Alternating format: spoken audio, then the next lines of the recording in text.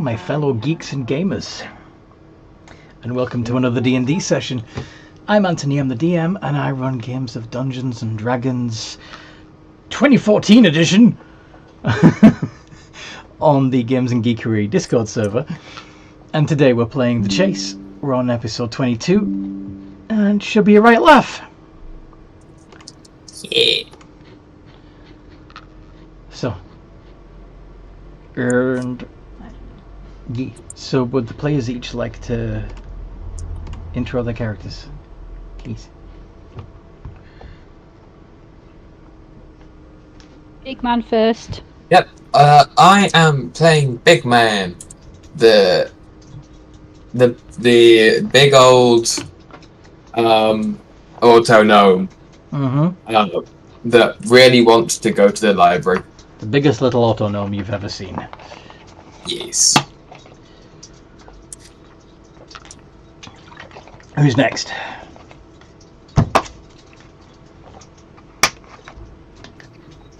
I'll go next. Yay, Rivis! I'm Rob. I play Rivis, the Triton Barbarian Paladin. Yay! My handy trident wave. Yeah, It's supremely handy. it is. Oh, It's the most OP weapon we've found so far. Even handier than Mage Hand. it's a really It's good very weapon. cool.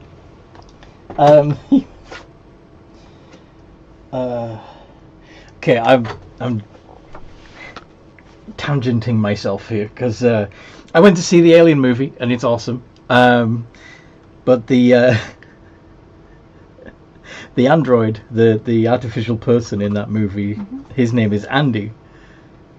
Now, do you think Andy is short for android? Probably. Or is he just Andy to have around?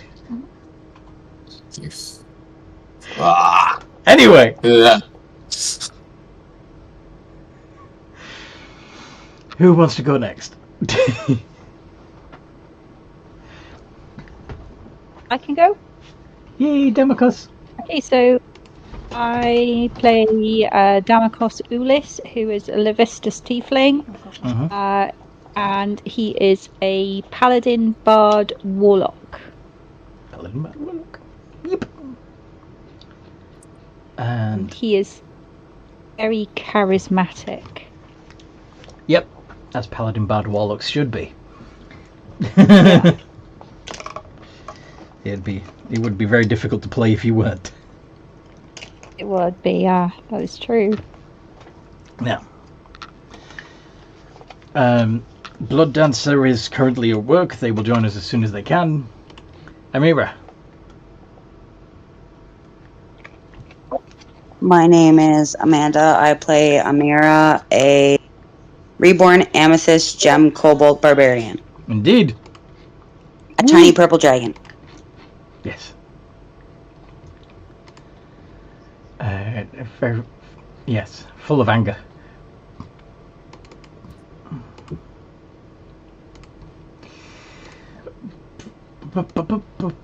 Okay, so we leveled up last time, I believe. I forgot to send my character. Yep, I got My it. leveled. Got it. This one there Yeah, as but well. let's see. Has Blood Dancer sent me an updated character sheet? Go through all the hogs.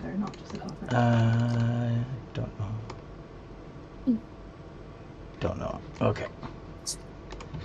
So anyway, you've been long resting in Blood Dancer's tiny hut. Some of you only need 4 or 6 hours to get that long rest, I think. Oh, no, none of you are... Yeah, none of you are elves, actually. So you all need at least 6 hours of sleeping, but then you've got 2 hours to do whatever you want before the bubble goes plop.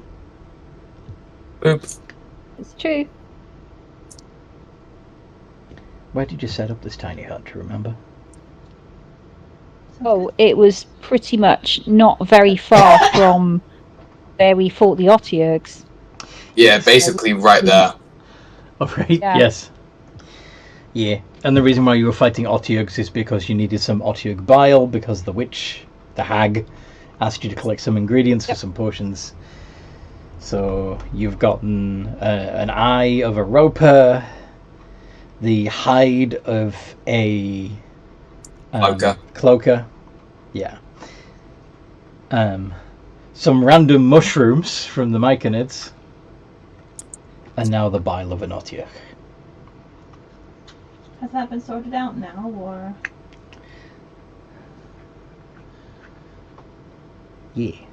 So the intention when Blood Dancer wakes up and the tiny hut drops is to head back to see the hag. But you got a couple of hours to kill, so what do you want to do in the meantime? Ask Big Man why he wants to visit the library, because I don't think we've ever established why. Mm-hmm. We don't know he wants to go there. Why? Well, I heard it was quite big, and that means there's a lot of information there. I love information. I don't know if you could tell. The information there seems very solid. I imagined it is. I was going to say, you haven't been there. You haven't seen it yet. Yes. I don't know where you're getting these ideas from, but okay. Well, out of character from you, you said it just like as a. I imagine just like as a There's a world library. building, as like a world building thing. Yes, it exists. I didn't imagine you meant for us to try and explore. Oh well. I'm sorry. But It's okay. in character, he just gets excited when it comes to information. Fair enough. So you heard there was a library and thought, oh, there's probably tons of books in there. Oh, books. Yeah. Books on creatures. And books on anything. But yes. Mm-hmm.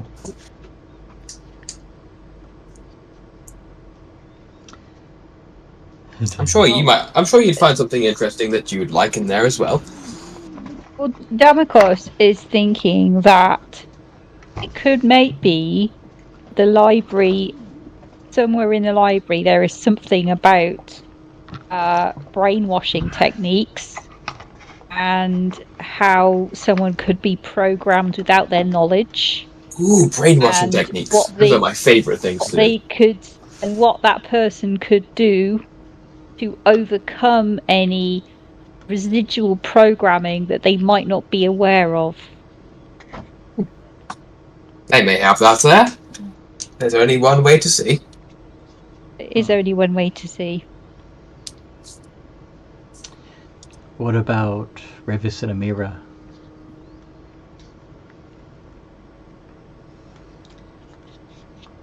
Would they be busy, or would they have something to add to this conversation? If he wants to go to the library, he can. I'm just practicing my form with my weapons because, as a gladiator, my weapons are always like my form always needs perfecting in my mind. Okay. Appreciate it. So, excuse me. Before they went to after they cast the tiny hut and made sure that you guys were all able to come and go,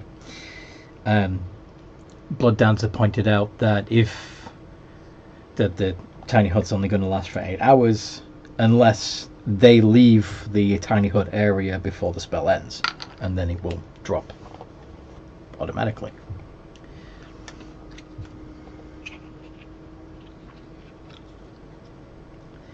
Of course, nothing can... Annoying. What did you say? Nothing. Words. Ignore me.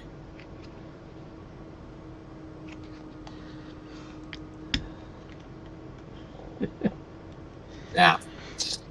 So while Rivers is practicing his best fighting stances and combat positions.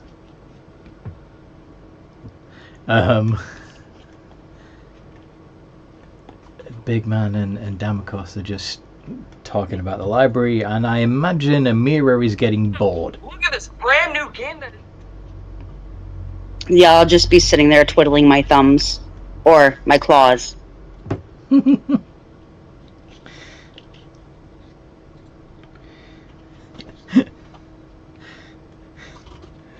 Picking dirt out from under your nails with the edge of your battle axe.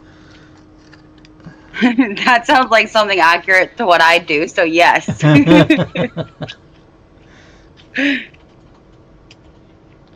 I have some sort of weird fetish with dirt underneath my fingers. It's not that it annoys the crap out of me, and I always have to be cleaning underneath my fingernails. I don't think fetish is the right word for that. I don't think so. That sounded bad. Maybe it's an ADHD thing. It's an ADHD thing, yeah. I also have trouble with the build-up of dried snot inside my nose. I have to pick it out. Which isn't very nice to look at, but yeah, I just can't stand it. I'm terrible with picking too. Picking at like any scabs or cuts or any really imperfection I don't like. It's like, no, go away. I hear that. And then I give my son trouble for doing it. But he's just inherited your genes. It's not his fault. I know. Anyway. What was I going to say? Yeah. So, Blood Dancer snoring away. You can't leave the hut without them. You know, if you take them out of the hut, that the hut goes away, which would leave you unprotected. But you've all had your long rests, really. You're just waiting for Blood Dancer to wake up. What do you want to do?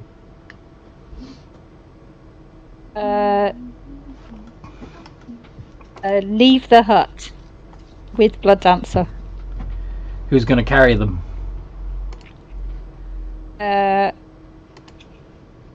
We can carry them between us. You could, or you could just get one of the two strong ones to do it.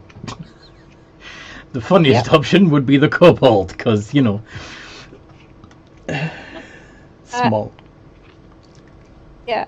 Not open. Amira?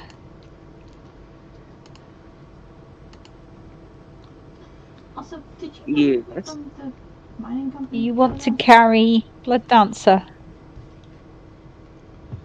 As long as there isn't a fight, because if there's a fight, then I'm dropping her.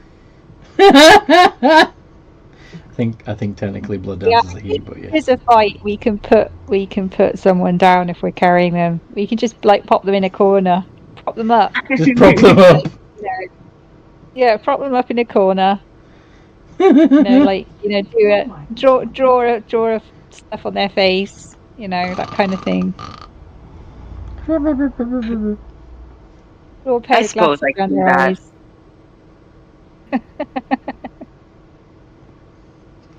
Okay. Cool. Okay. Should we go then? Because times are wasting. Hi ho, it's back to Hag we go. Yep. Yeah. That's it. Let's get moving. Let's get ready to rumble. It's like if we hang around here too long, someone's going to get bored, and then something's going to happen. No, Yup. surely not. No.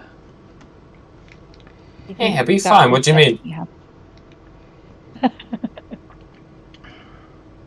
Someone's going to do something, and it's not necessarily going to be good. Do you want to go out west?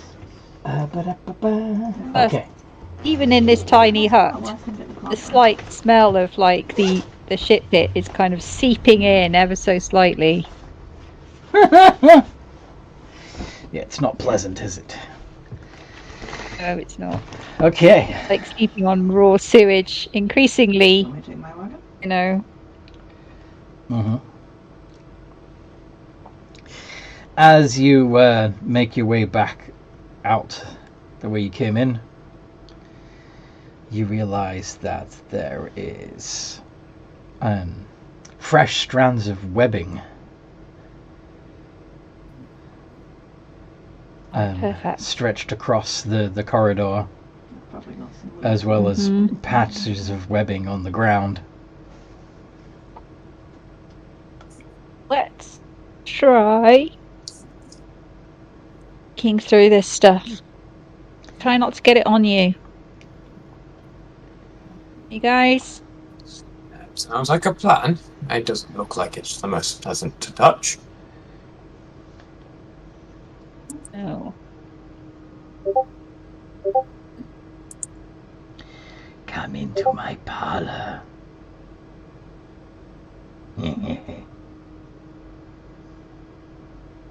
Oh my god, did you hear that? It's a very sinister and sarcastic spider. Yeah, and also large. You realize, let's see, who would probably be the first to see it, given that oh, you all have shit passive perception. That's great. I'll help you. And Well, that means I perceived it for a 20. Ah, you did a roll. Cool. You look around and you see a spider as big as a frigging horse on the roof of the passageway. Oh. Okay. I would love to study you. Yeah. Put Blood Dancer down. Wrap him up over there. Be fine. The spider rears up, looking like it's ready to strike. Roll initiative. Lovely. Big initiative. This is my left Plus one. one.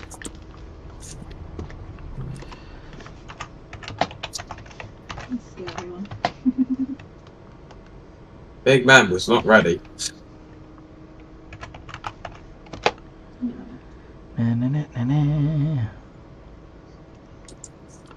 Okay. Rivers?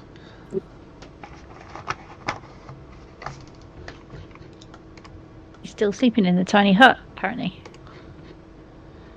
Where the rivers go? Sorry, kids were being loud. I didn't hear you. Could you roll initiative, please, mate? Yeah. You're fighting a very big spider, apparently. Well, it didn't really give us much choice. No. It just reared was- up and It was waiting for you. was. Need a trap.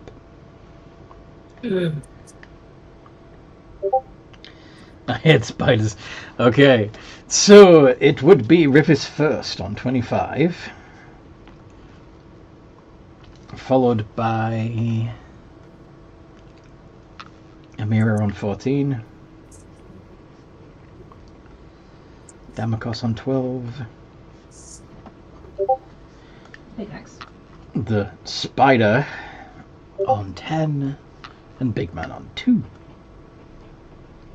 They got a nat 1 on their initiative roll. He was not ready. Big man was not ready for this. He Indeed. was thinking about the library. Yes. Books. Books. Books, So books. many books. Okay, so Rivers, seeing this massive spider on the roof of the tunnel, cave tunnel, what do you do? Oh, ashtray? Yeah. Oh no. Are you going to throw a wave at it? Or are you going to shoot it with your handbow? Are you going to cast a spell at it? What do you want to do? I think I have any ranged spells. I'm double checking my sheet. Compelled duel. Fog cloud. Detect magic.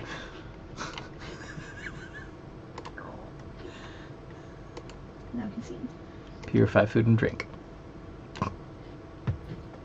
I will, I guess, use my handbow to try and get it to come attack me. Alright, shooty shoot. 2 iterations of d20 plus 4.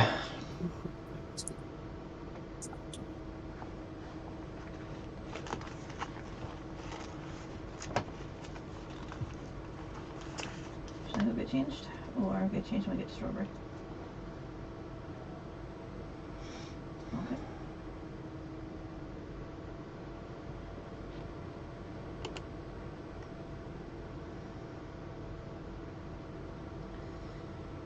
And 13, and yeah, only the 22 gets through its AC.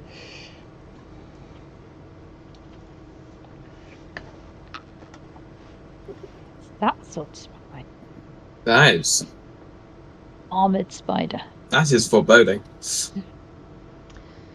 And you did 7 points of damage.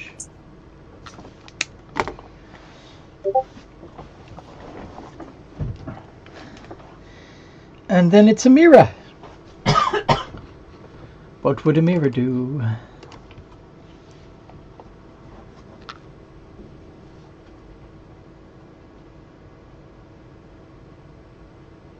I am going to rage and go after it with my battle axe.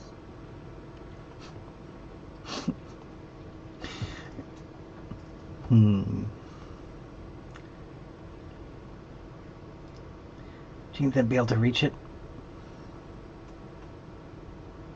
I was just thinking of that. How far away is it? It's up on the ceiling, and you are short. Javelin. Okay. I was actually wondering. Many clouds.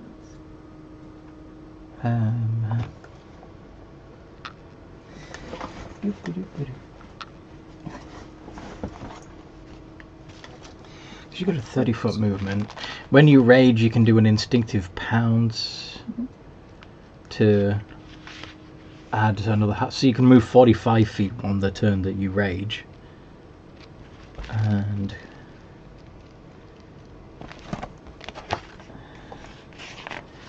jumping.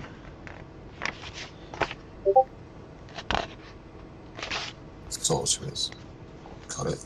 High jump. 3 plus your strength modifier. So yeah, you could leap. You could actually leap 7 feet into the air if you do at least a 10-foot run up. So if you want, you could do a really fun thing where you run screaming at the spider, leap into the air, and hit it with your battle axe. Swinging your battle axe twice before you land. You know, probably doing a superhero landing because that's cool. You want to? Yes, I'm going to do that.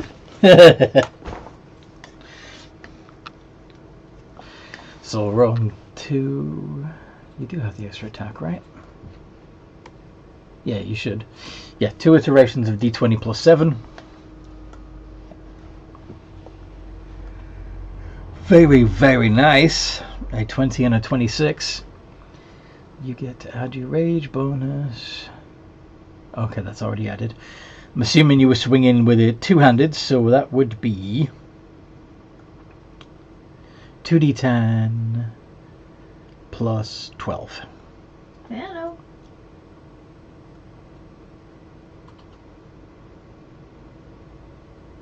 Plus how much, sorry? 12. 2d10 plus 12 altogether. Very, very nice. Okay. Yes, actually. Yeah, So, I have a couple things I could take up. Strawberry. then it would be Damakos. Yep. I am going to do...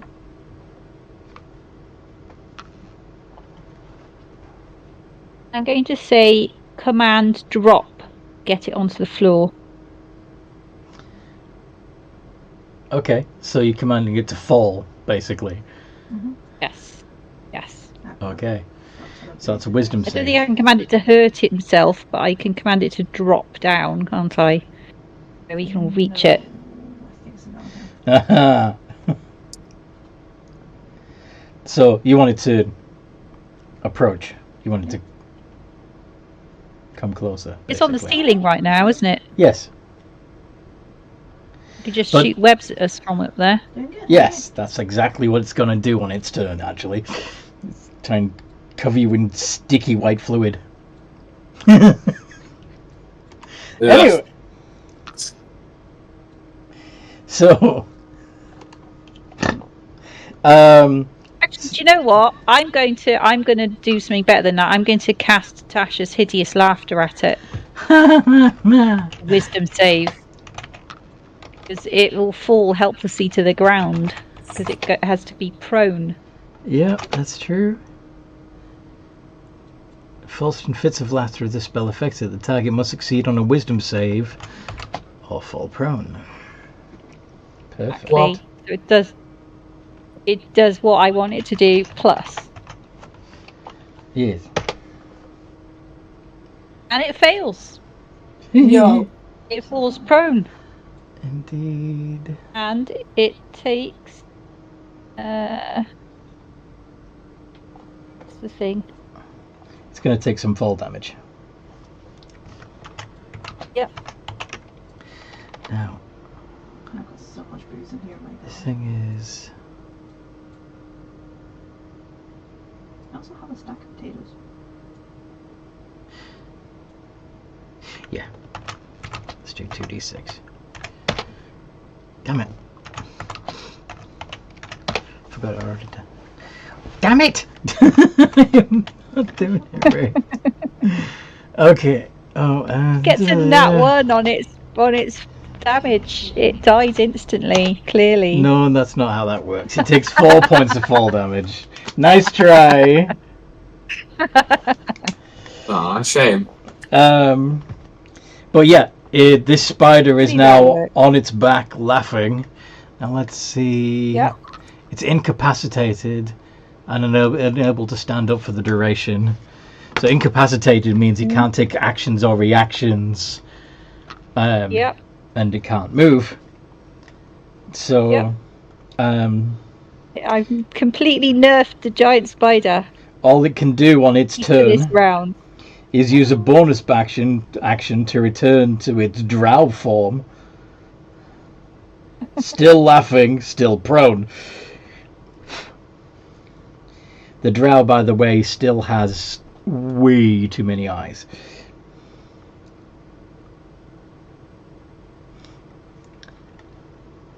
Thank you.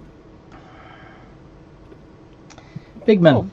What's it going to do now? It can't Big do man. anything. Will. All it can do is a bonus action to change shape back to its drow form. That's it. Is it going to do that or is it not? That is all it's doing. Yes. Okay, it's just changing back into a drow with lots of eyes. Yes. These Bloody these ugly drow. yeah, you've all spent some time in the Drow City, yes? Yeah.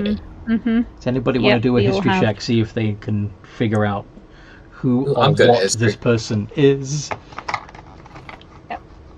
I fairly say I'm good at history. I am. Yippee. 20 plus 8. Ah, why? Not the best roll. Let's see if somebody else recognizes it first.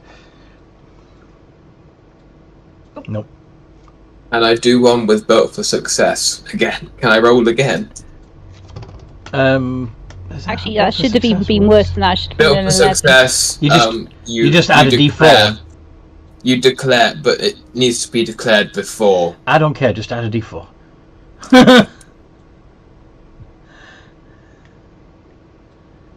2. Okay, so that 15. makes it a 15. So you recognize this creature as a drow arachnomancer. They're Ooh. Ooh. they're like a drow druid, but they're like focused on being spidery. So, Bigman, it is your turn. I shall. Fireball will hit Party, so I'm not doing that. I will magic miss. Oh, actually, at the end of its turn, it could make another wisdom save. Keep going. I will Right. magic missile it A magic missile. at 3rd level, so So that's 5d4 plus 5. plus 5. 5d4. Not 5d4. 5d4. 5d4 plus 5. Up. And Height. What?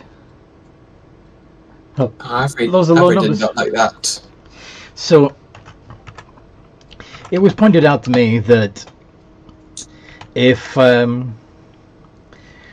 because magic missile, in the case of doing it at 3rd level, is 5 different bolts, then anything that triggers each time you are hit triggers 5 times. So, that means if you're shooting at a spellcaster, a wizard that's concentrating, and you hit it with magic missile 5 times, it has to make 5 concentration saves to see if it can maintain control of the spell. And in this case, it means that the Arachnomancer gets 5 attempts I want a boost to end the laughter, and it succeeds. Oh. Thank you.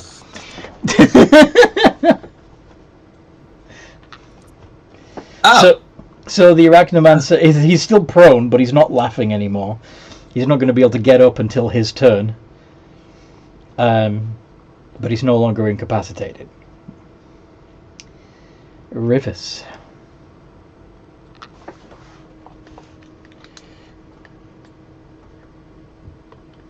My turn? Yes. And you said he was prone? He's prone, which means you'll have advantage on the attack. Attacking with my trident this time. Okie dokie.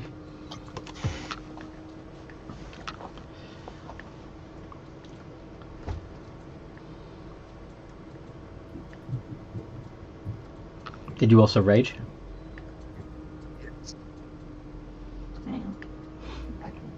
Does he also need to make a dexterity save then? From your storm aura. That'll be next turn. Okay. So 20 and 17, both of those hit. How much damage do you do? Double checking my sheet. Phone's being slow again. Two-handed, yes. Yeah. So that would be 2d8 plus 10.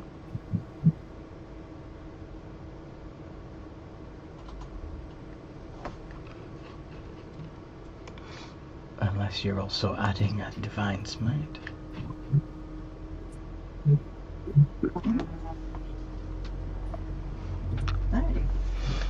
Why not? I'll put it in at level 1.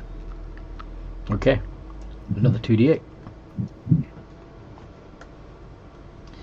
33 points of damage. Loot. Amira.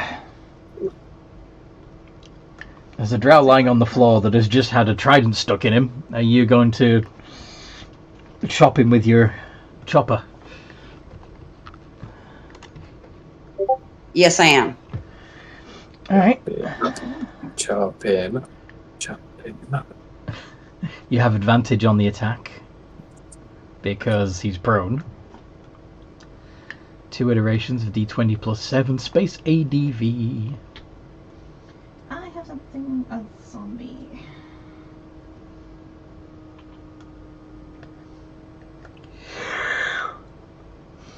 Yeah, those both hit. Oof. So 2d10 plus 12.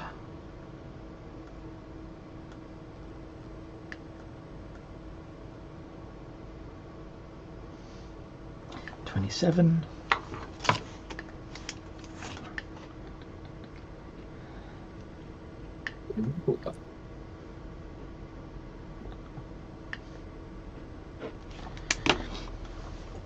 Okay. Don't really mind losing. And then Damakos, are you also getting stuck in? I sure am. So this guy's still on the floor, right? Yes. And You're going to hit him with Steve? in that case, I am going to hit him with Steve. With Shitcake Steve? Although we had it prestoed. You did clean I it, think, okay. yeah. We don't get natural poison damage.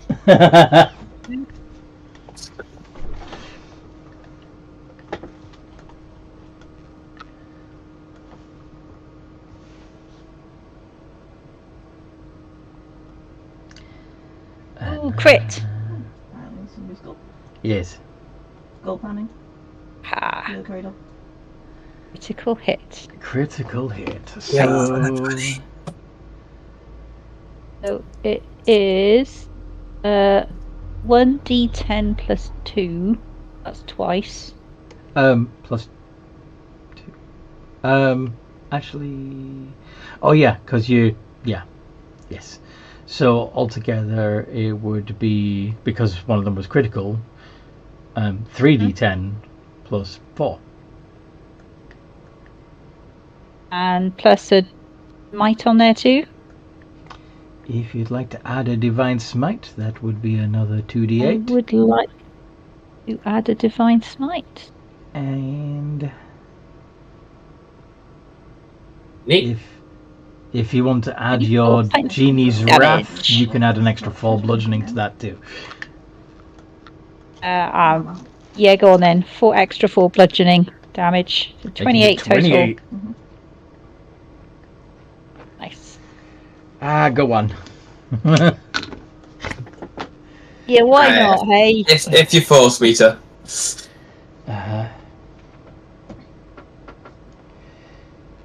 The Arachnomancer slowly gets to his feet and says, "Doesn't matter how far or fast you run.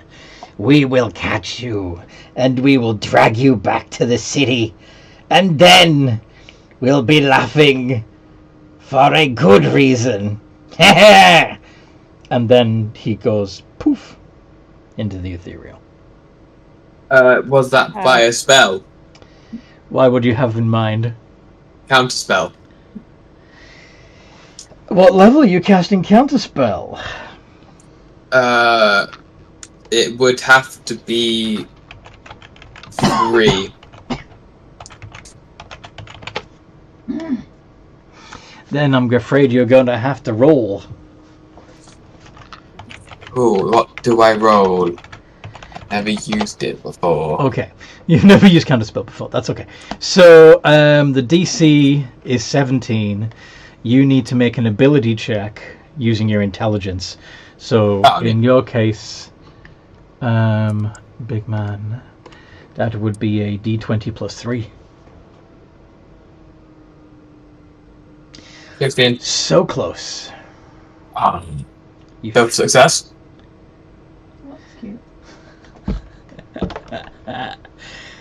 Okay. You do have 4 of those left. Why is your proficiency bonus? It should be plus 5. Why is it plus 5? Because of the level 9. Is it meant to be the... Let me double check. Alright, I'm fairly certain that's right. Level 9 is a plus 4 proficiency bonus.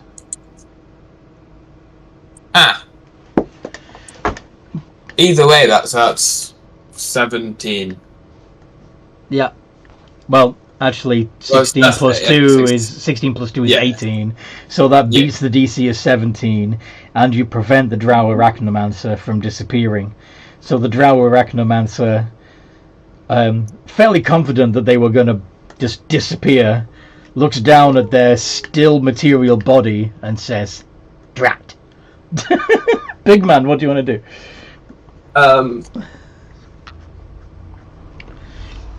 Is everyone alright with me casting Fireball? Everybody is surrounding the Arachnomancer. Everyone. That's why I'm asking. It's going to be a bit overkill, mate. You could probably just stab him at this point, but okay. Fine. I'll still magic missile level 2.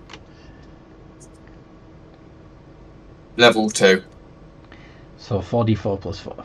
Okay. Because I don't trust that level 3. Plus 4. 17. Is that enough? Yeah. So, let me just double check.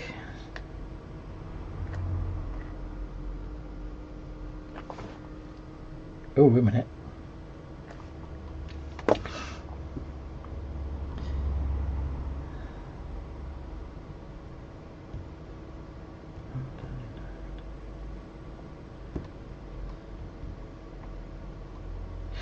Yeah, he's looking even more badly beaten up, but he's still standing at the moment. Rivers, do you want to finish him off?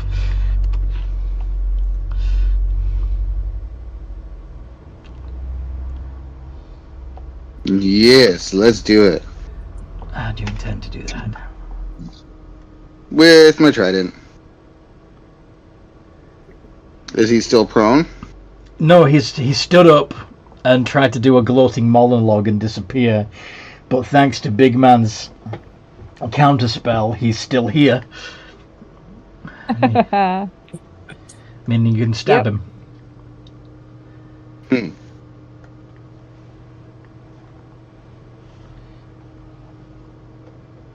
Although there is one other thing he could have done before he ended his turn, and that would be use a bonus action to turn back into the large spider.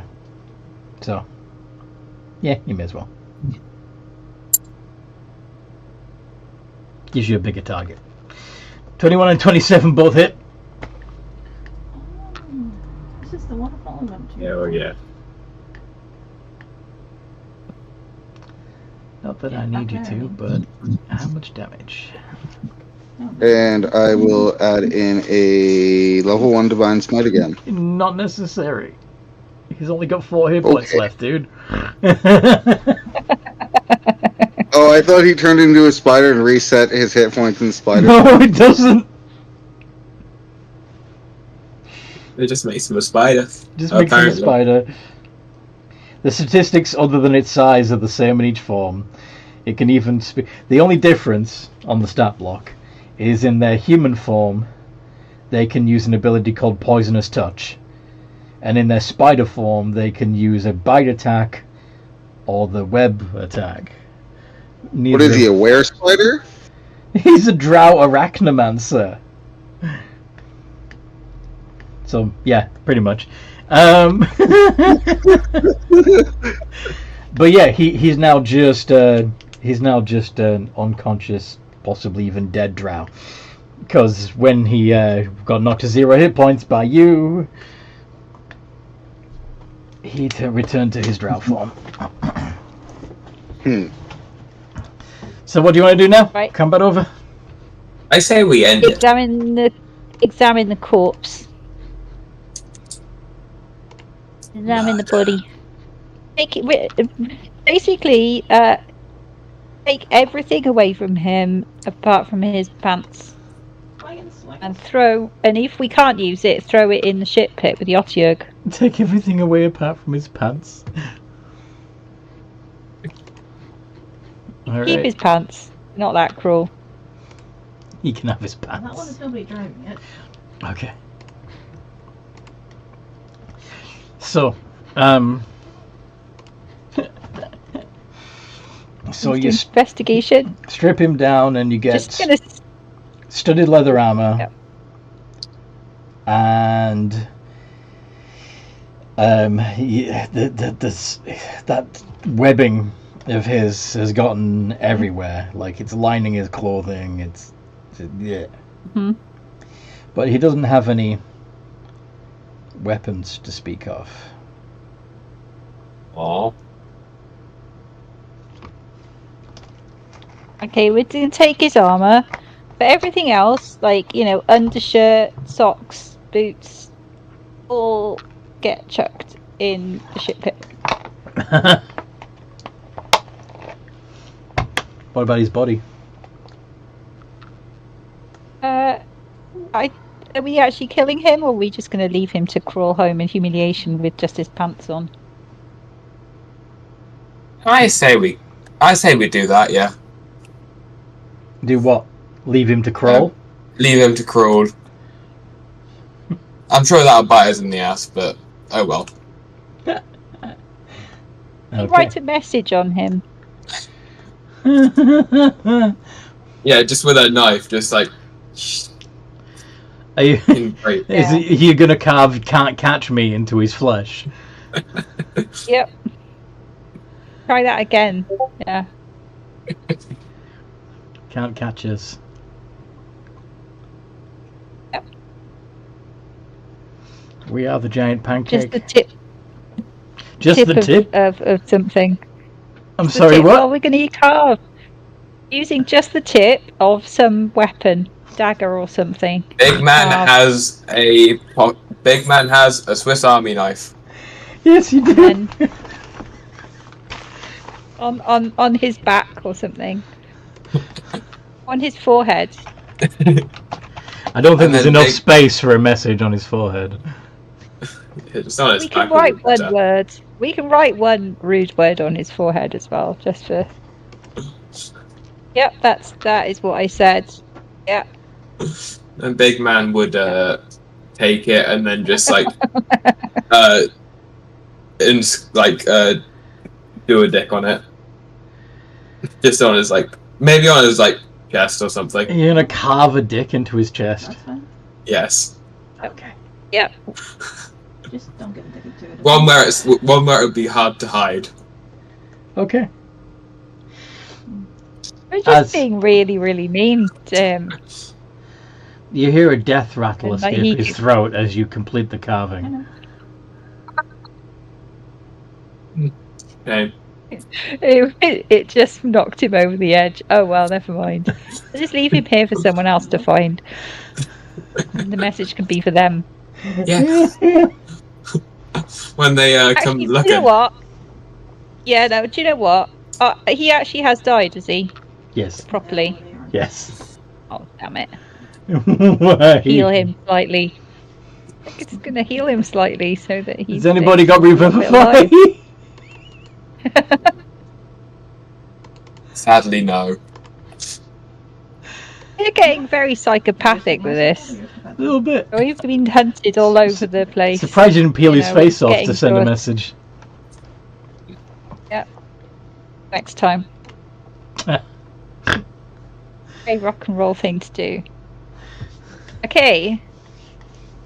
All For right. some reason, Damocles is thinking wouldn't it be cool to shove some safety pins through his ears and nose? Doesn't know why he's thinking that. Oh, okay, it's a punk It's thing. something he came up with. I don't think they have safety pins. The Baggins doesn't seem to want to open. The nearest thing to it. Drow got some pretty nasty torture needles. Yeah, exactly, that kind of thing. Torture needle through the nose. Okay. Have we finished desecrating the corpse? Shall we move on? I don't know. Does Amira or Rivis want to do anything sus and or dodgy to the corpse? I think everybody else has already done that damage. I mean, there's still sketchy shit you could do if you wanted. No, that's okay. So you're leaving his pants on. Gotcha. Yes. Oh, well, I'm good. I'm a gladiator, so even in death, you should at least have some honor. Fair. All right then.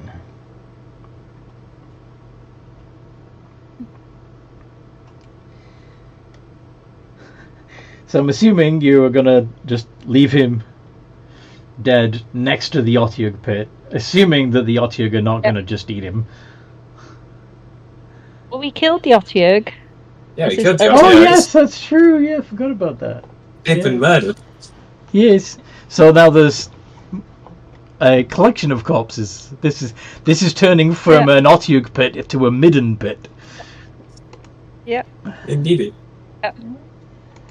All right. Are you going to continue on your way, burning and cutting through the webbing as you go? Yep. Don't forget to pick up Blood Dancer.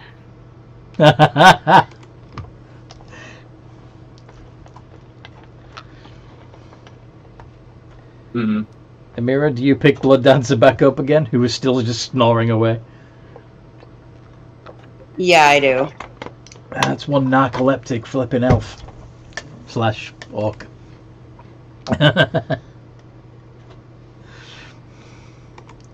Flog. Nork? Flog. Flork.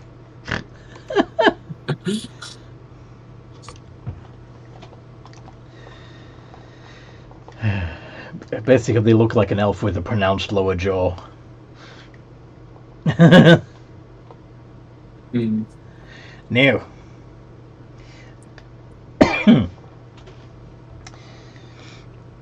Oh, Sian says she's on her way home. Fantastic.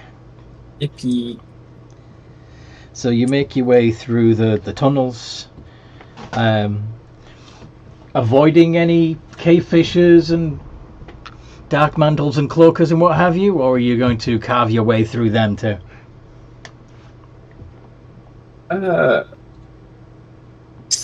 Big man would like to avoid. But obviously it depends on what the party does. Yep. What the party does. Everyone else do.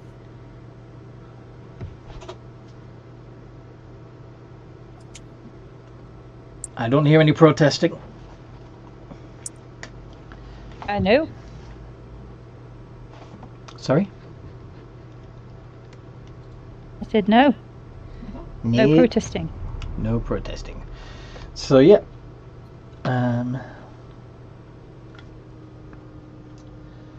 You're making your way.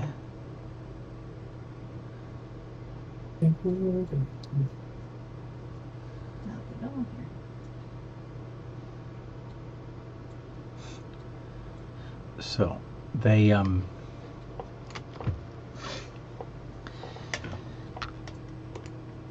yeah, you're just making your way back through the corridors and tunnels, and come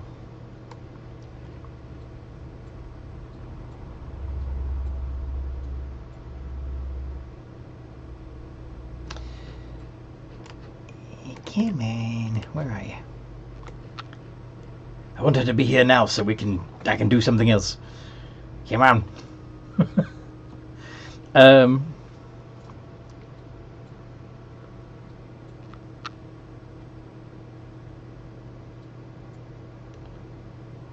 Well, we're just carrying on towards Necropolis, right? Yes. What are you all thinking about right now? Library. Sorry? Dinner. I'm sorry? Dinner? Is that what you said? Yeah. Okay, so Damakos is thinking about dinner. The books. Information. You're Food. thinking about books. Yeah, that's information. Food for the brain. Yeah. And what about Rivers? Amira's thinking about sleep and food. Okay.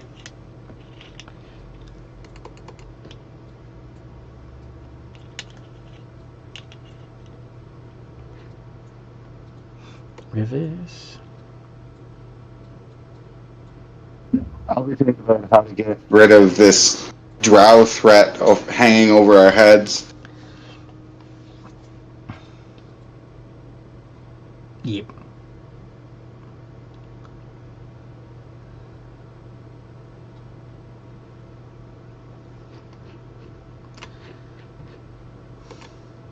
All right. So pleasant thoughts. Yeah, it's great. You make your way back to the Necropolis,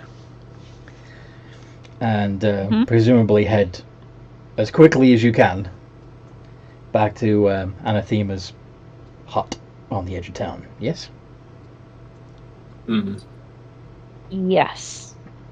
As sneakily as we can, due to the fact that we're not.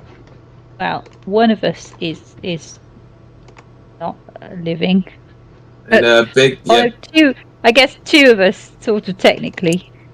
Mm. Big man would presto the smell of death onto everyone. Onto everyone. Yes. Yeah. Only 3 of you are actually in danger, but yeah, that's cool. Well, the ones that are in danger. Because Amira is already reborn, and you're a construct, so it's just Rivis, Damakos, and Blood Dancer that need to be protected. Yeah, I'd presto the smell of death onto them. Okay. It's not going to last long, but yeah, it's a good try. Thanks, I love smelling terrible. Damakos says with deep sarcasm. Would you rather be ripped apart? No. You're welcome, Give you then. that. No, I believe. You'll need to give me permission again, though. Didn't Tick offer to be Anathema's apprentice or something? I think so, yeah. Yes. Yes. Yeah. So when you get there, you see Tick being bossed around by Anathema, while Anathema is still holding the baby. Tick seems to be literally slaving over a hot stove,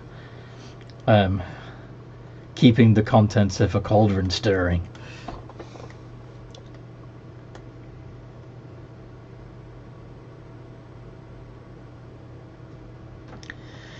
Tick notices you arrive and says, "Oh, hey there!" And Anathema throws a slipper at Tick and says, "Keep stirring!"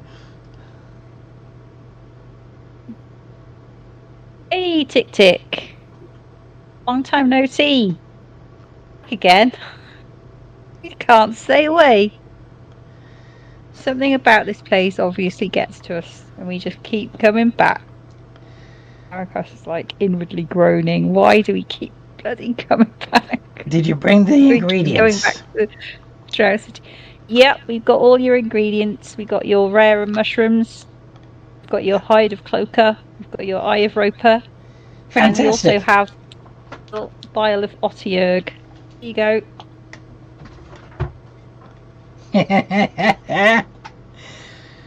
And you came back alive. You're tougher than I thought. Yeah, you better believe it. So don't try anything. Words to the wise. Very well. I got something extra special for you. You can have the extra potions, of course. Not that you'll need them where you're going next.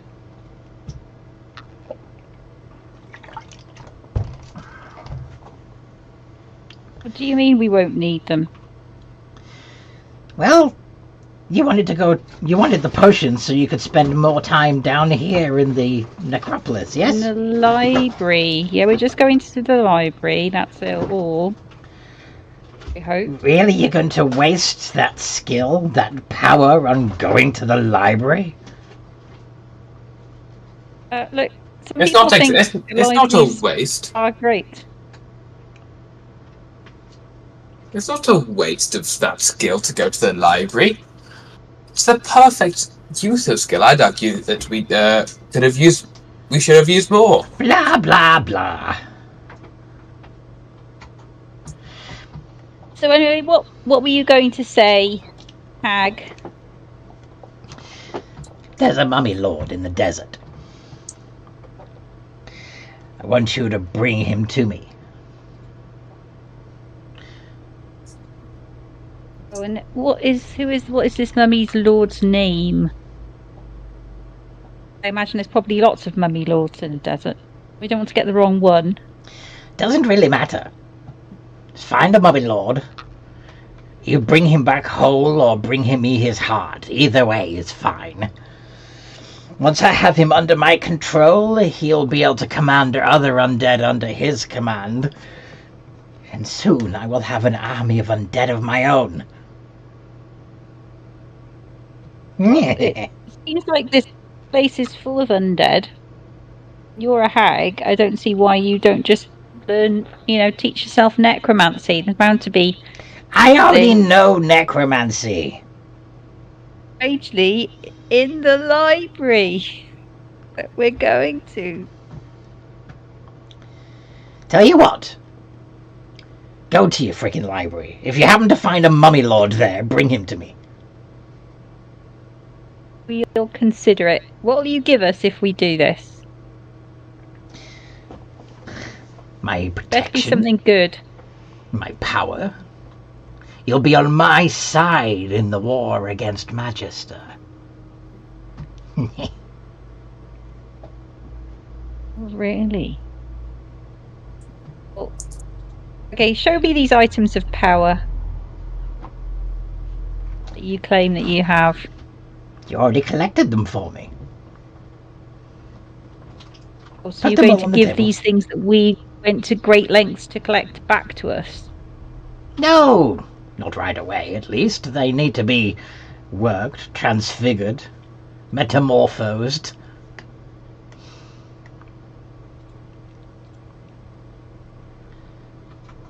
Personally, I think I'd like a side that's a bit more righteous. But if you pay me, I'm game. You don't want to take down the Lord of the Undead?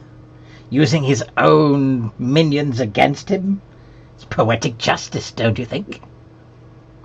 It is poetic justice. We don't really have Peaceful that. chaos. We don't really everywhere. have that much stake against the Lord of the Undead. No one should have that much power, that much control over all the undead. Including you. Oh, I will Or do relinquish you- power as soon as I'm done with it. I only need it to take over. Really? I only need it to take him down. Okay, well, I'm not certain I believe you. Believe me or not. Swear to me that. Yes. I like it. Swear to you what? Swear to me on your name that you would relinquish this power. I'm not giving you my name. I may not be Fae anymore, but I still know the rules. That's a shame. Tell you what, I'll swear on this babe. This child.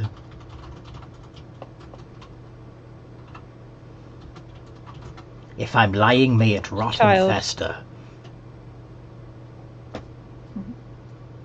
I'm not sure if you'd even be bothered if it rotted and festered. Well, course. look, we'll think about it, okay? I would Think be- about it. We are no promises. What would you be willing to give up? Like, I know you give your power and all that, but what information would you be able to give out? What information? You know, information is valuable, yes? I am aware, yes. So you're saying that you want me to bribe you with information? That is the gist. How about this? Magic is the universe singing.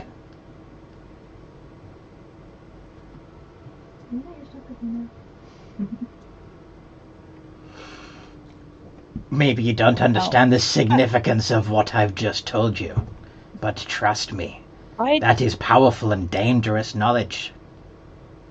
I'm not a bard, so I can't really attune to singing. That's a shame. But oh well. I mean, you've given me information. And so long as I get more information afterwards, I will happily do it.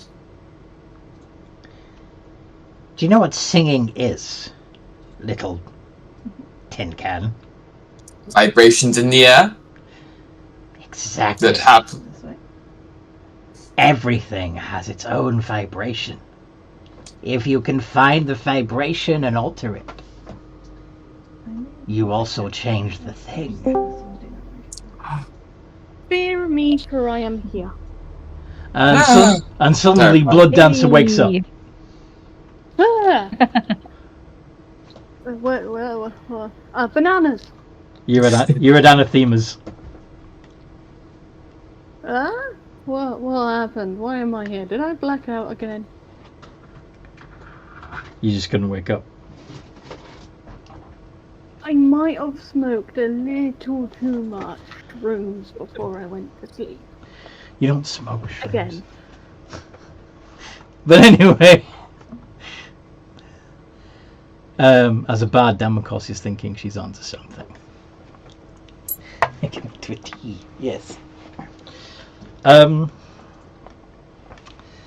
anyway, you're in the Blood Dancer. You're in the hag's hut.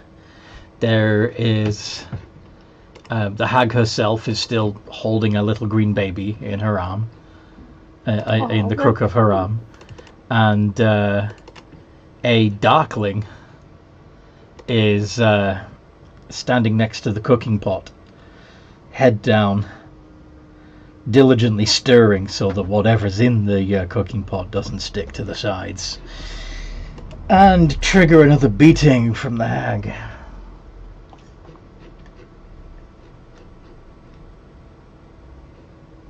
Oh, Tick Tick, how are you doing? We haven't seen you for a while.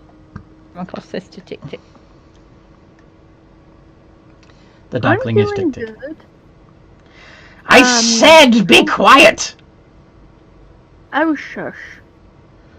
Or I'll poke your other eye out. Regenerate that bitch. Seriously? Oh. Sootie's learned to have a bit of a spine. No, not Sooty. Tick Tick is the one who's Sorry, the apprentice. Tick Tick probably learned to have a bit of a spine. Really?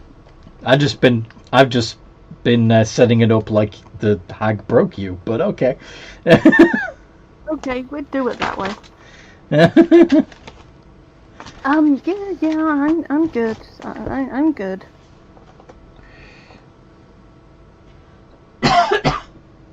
Looks to anathema. best keep stirring.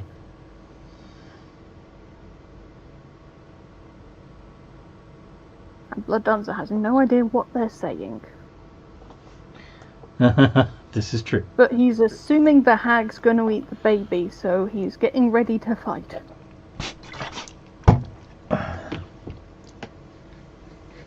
And he might not know what a darkling is. I don't think he would have ever seen one.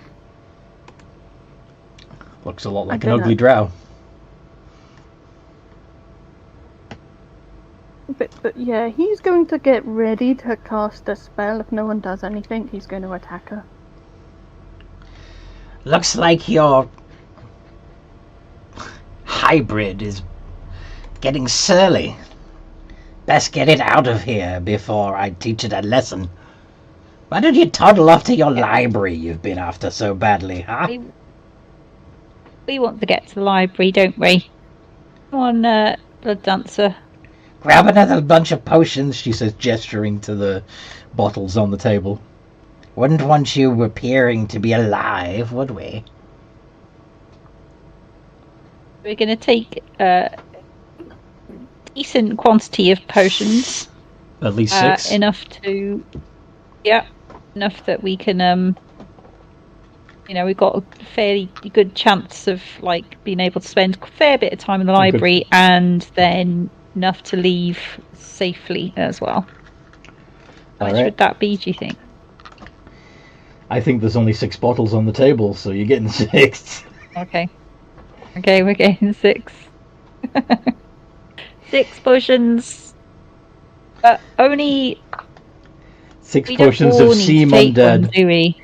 No, because, as I said before, Big Man is a construct. Yeah. They're not going to bother with him, and Amira is already reborn, so No. they're not going to bother with her. Yeah. So, That's alright, yeah. So it's just the Dancer 3 of has us. his mask and weird outfit, so they might not even see his actual living face. Blood Dancer? Yeah, They can still Where's smell Mark? you. good point. Presto, now I smell like undead. 10 They minutes. can still detect your life. Dang it. Especially the skeletons, who obviously don't have any eyes, nose, ears, anything. They just respond to your living presence.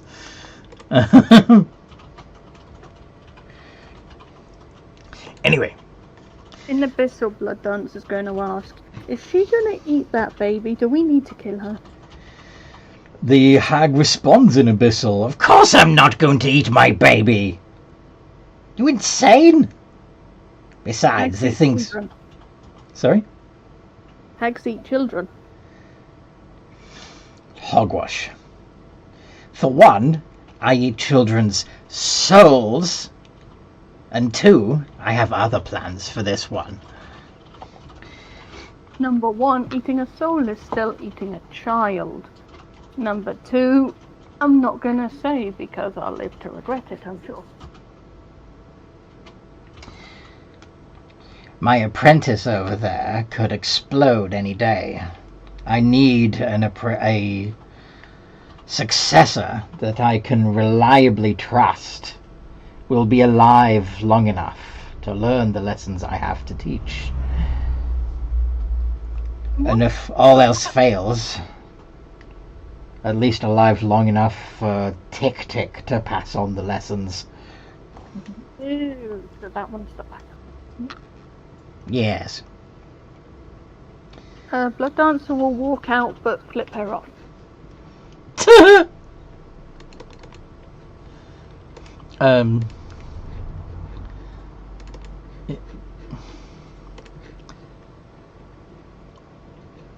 Tick-Tick might actually, the longer she stays in the hag's presence, might develop some hex blood traits. Yeah, probably. But anyway.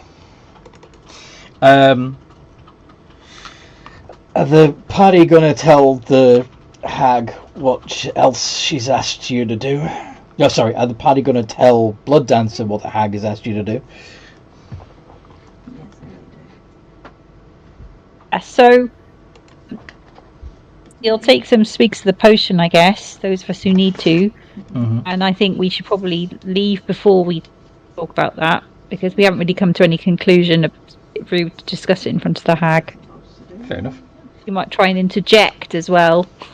So and as add you're more walking, conditions. as you're walking thing, away yeah, from the yeah. hut, swigging your potions so that you all have Yeah. another few hours of seeming to be Yeah. undead. So we'll say to Blood Dance for that. Well, the hag, we got these potions from the hag, but she asked us to see if we could find a mummy lord in the desert and bring this mummy lord back to her. And in exchange, she would give us some valuable, powerful things. She didn't really explain what these valuable, powerful things would actually do. Yes. Oh. But however, she did tell us that, and Damakos would lower his voice a little in case the passing, Magister-aligned undead. She wants to make her own undead army using the power of the Mummy Lord to unseat Magister. If you can believe it. Interesting. Get to visit new places and chaos. Count me in? But guys, be aware. If things get dicey, don't be afraid to throw the hag under the bus. Well, this is the thing. If you want, you could all immediately go to Magister, or try to speak with Magister and warn him what he's got planned. Or you could just go to the Certainly library. could. Or you could just go to the library like you're planning to. Or you could leave What do people want to do? Big man. Big man still wants to go to the library. I want to go to the library. I think we should go to the library because that's the whole reason that we came back. So if we didn't do that, it would be all that would have been pointless. Yes. So let's do that. Let's go to So- the library before we do anything else. I think. So yes, you had. You Ribis and Amira think about that. You happy to do that, or did you want to go and speak to Magister or something? Emira, what do you think about going to a hall full of books?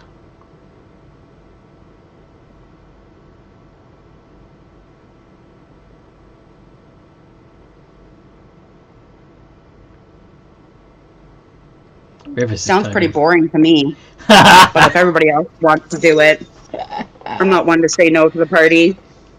Fair enough. Book. River says books. Any books on how to kill people? Probably. This is a library in the city of the dead. Blood Dancer will essentially go this. I do kind of want to tell their boss. It would make us look good among these guys. But maybe we could do some reading first. It might help us understand their culture and how best to approach them with this kind of information. Or you guys can read. I'll look at pictures because I don't know how to read. You might find some tomes you can read actually, because yeah, you. Well, I can't read your language. You might find some stuff in Elfish or Abyssal. But anyway. Well, the Yes. other reason we came back was the other thing that we could do is go and find a place that we can get Blood Dancer like some kind of like amulet of tongues or something, so that Amulet of Tongues. we can yes. learn. This is also true. Yeah, learn to speak, common, Or or at least just be if you- understood by everyone. yes, I was going to say if you've got tongues cast on you. Actually, Blood Dancer, look at your 3rd level spells.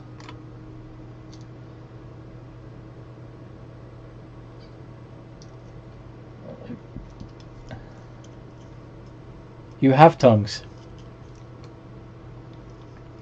Yes, he has tongues, but it only lasts an hour each casting. We need a longer solution. Yeah.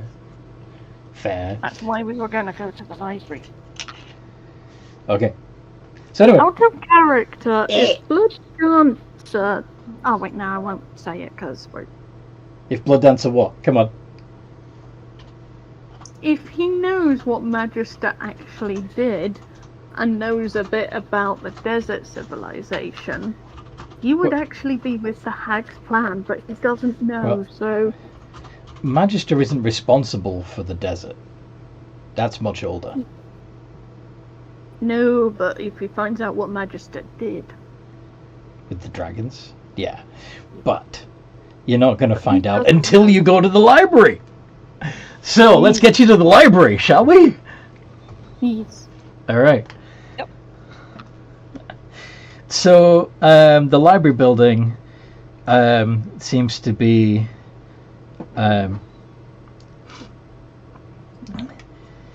it's well built.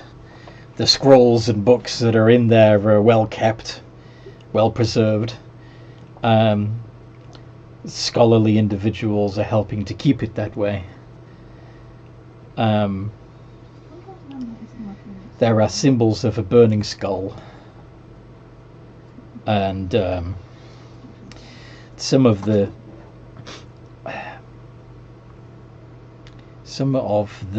librarians even seem to be alive. Curiously enough, you also just notice that there are no skeletons, no zombies, no ghouls at all in here. not even wights and wraiths. Any of the citizenry that are in here seem to be, at the very least, some sort of spellcasting undead, like liches. You know? And there's not even a lot of them about. It seems most of them prefer to borrow the books and take them home. But in amongst the stacks of research tomes detailing the history of Magister and the Necropolis and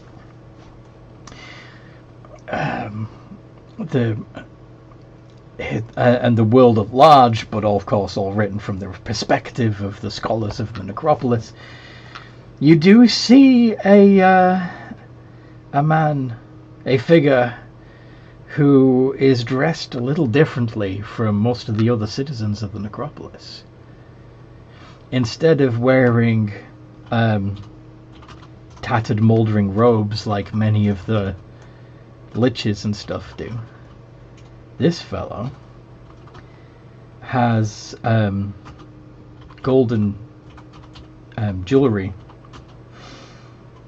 adorning his neck and shoulders and his forehead and his wrists and ankles. Has a short skirt of ancient but colourful fabrics around his midriff, and the rest of his body, of his exposed body, either reveals the wizened flesh underneath, or is still covered in ancient wrappings. And he's got several books on the table in front of him, and he is apparently studying rather diligently, trying to catch up on everything, apparently. Aha! I think I can spot a mummy. There's Damakos. Look, one. Doesn't that look suspiciously like a mummy to you? And not just any old mummy, but one from the desert. The creature looks up, holds a wizened finger to its lips and says, "Shh, I'm trying to read." Oh. Do forgive me.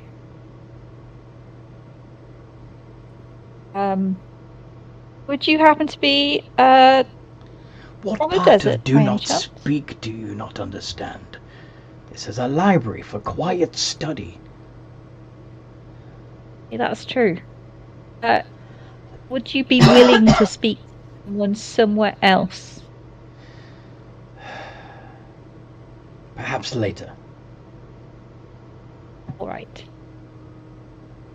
Okay. And he returns to his books. Damakos is going to look at everyone and go, right, well, I'm going to go and look for books on brainwashing. I don't know where those are, but I will ask a library assistant. Everyone else, I don't know what books you want to look for, but... Well, I know Rivis wants to have look fun. on books on how to kill people. Yep. I guess we all go and look for, them looking for the how to kill people section. Not sure what shelved under. M for murder? I don't know. Well, again, you can ask a librarian. Guess I'm looking under B for brainwashing, or No. maybe M for mind Ask a control. librarian! No. Yep, ask a librarian. Okay. Okay, is there a library desk? Yes, there is a desk. And there is a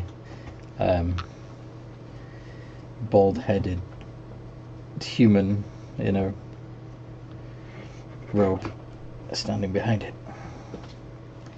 And he has the burning skull mark tattooed on his forehead.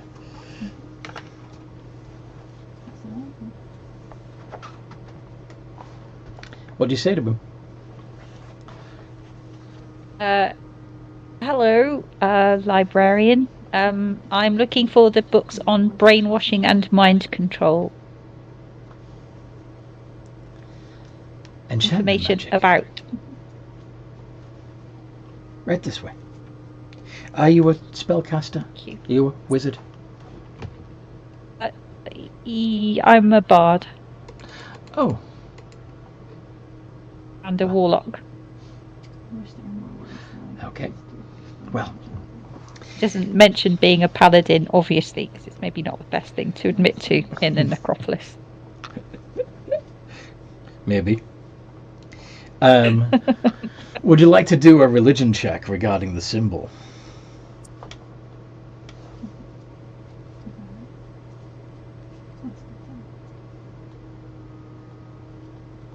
My religion is something like 0.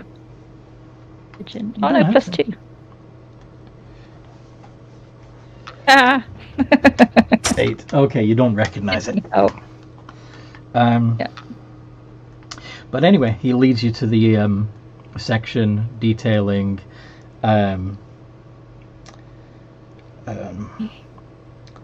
enchantment magic and the art of persuasion and stuff like that. Yeah, okay. Damocos will be happy looking at this stuff. I don't know what everyone else wants to get up to, though. But Damocos is just going to spend some time looking at this stuff. The fellow walks up to the rest of the party, milling around, and says, "Is there anything I can help any of you find?" Ooh, yes. Do you have any books on creature studies and artificial techniques?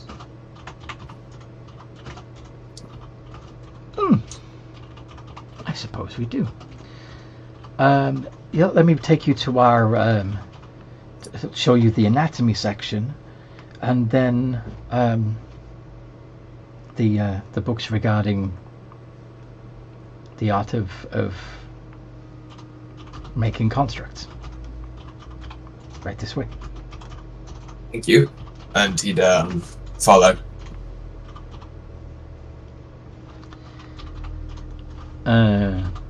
Anybody else asking? Dancer will ask if they have any books on the Necropolis's history, but in Elvish. They'll be asking in Elvish? Yeah, he'll be asking that in Elvish.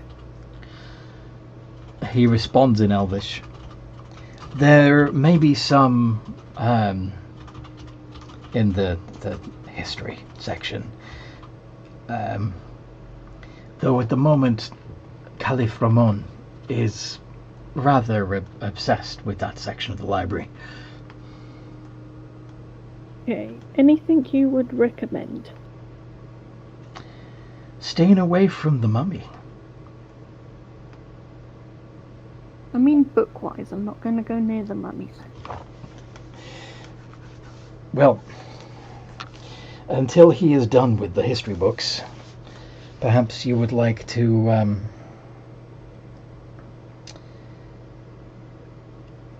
look at, I don't know, rudimentary magic? Sure. Right this way.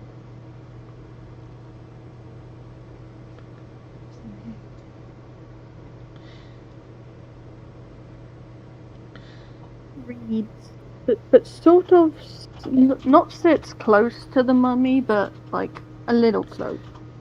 Well, he's deliberately trying to lead you to a completely different section of the library so that you leave the mummy alone. But if you insist on taking the books that you're offered and then going back over to the history section to sit right next to Caliph Ramon, by all means do. He's not going to sit right next to him, like a few tables away. Okay. And Rivers, are you going to ask the fellow about, the librarian, about books on how to kill people?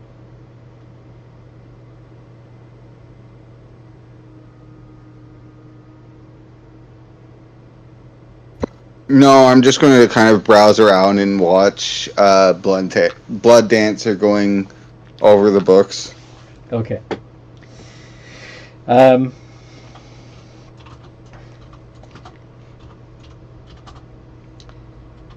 if you do happen upon, some of the titles that would catch your eye as you're looking around, you think you found the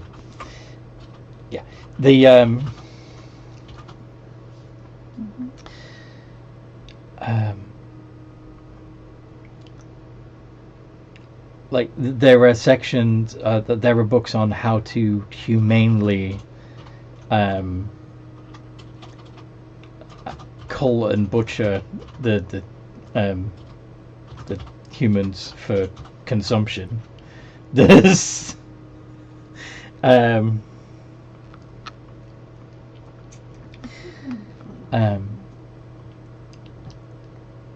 how to remove a soul without leaving a mess. All of the books about killing people seem to be either skewed towards necromancy, butchery, and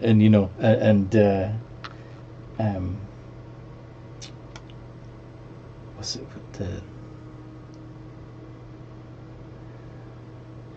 what's another name for an abattoir?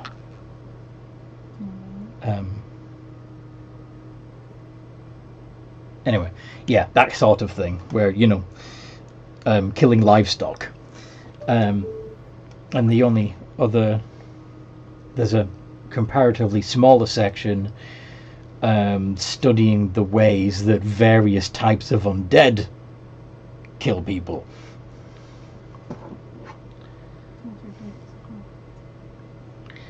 Why does savages? You're not seeing those books, Blood Dancer. Very quietly. Rivers is the one who catches those titles. You've been given a book on rudimentary magic, and you're sitting within a few tables of the Mummy Lord.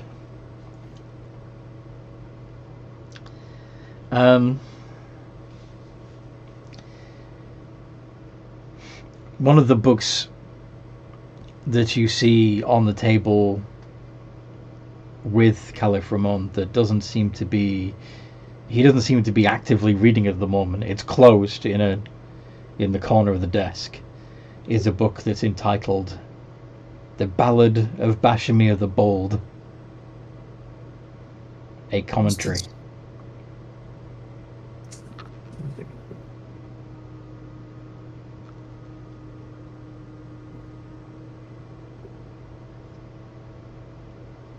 I guess I could give that a read.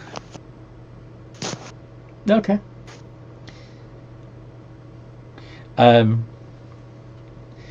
As you go over to the Caliph's table to take the book, he reaches out with a bony hand and says, "I'm not done with that."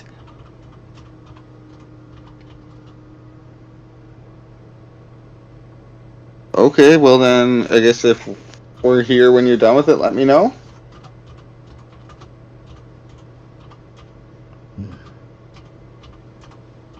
You don't look the type to be interested in the studies of history.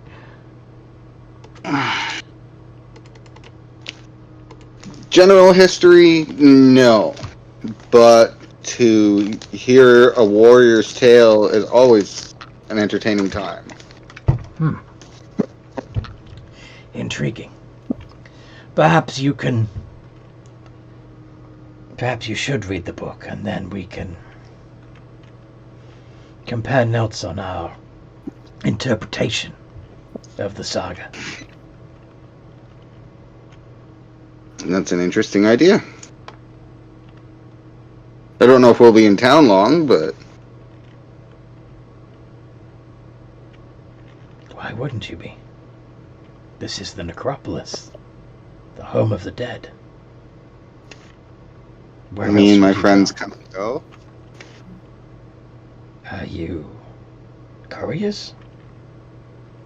I've met others of your guild.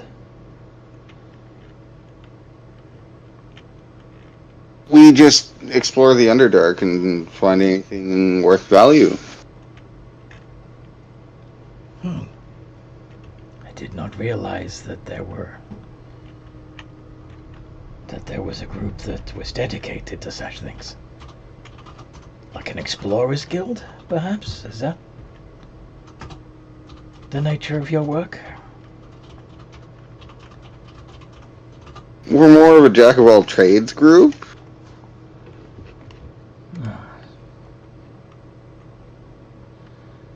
What's with the orc elf hybrid abomination over there?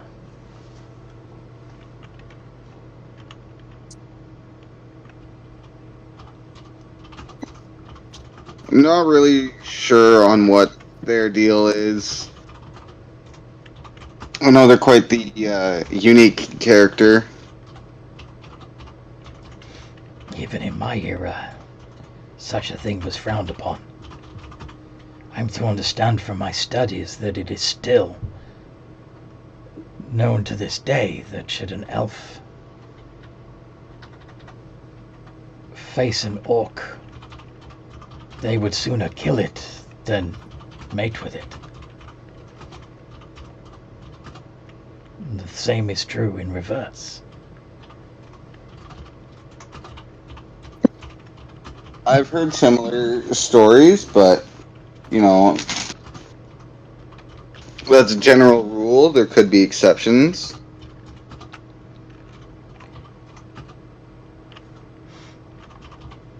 I cannot imagine under what circumstances that would happen.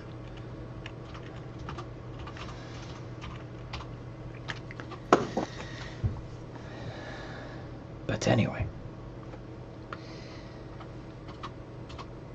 I would very much appreciate your opinion on this. You know, there was a time when your people and mine would share many powerful secrets. Well, that's amazing. I don't think I've heard of that time in history before myself. You do not? Well, I suppose you probably have not been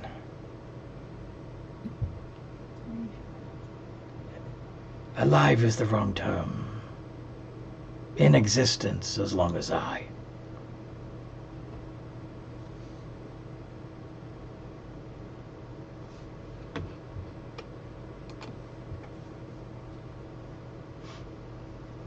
Anyway, I must return to my studies. Of course, don't let me keep you.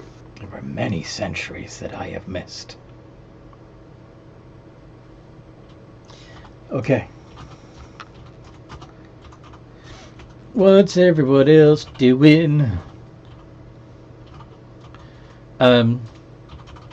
Damakos, you're studying books on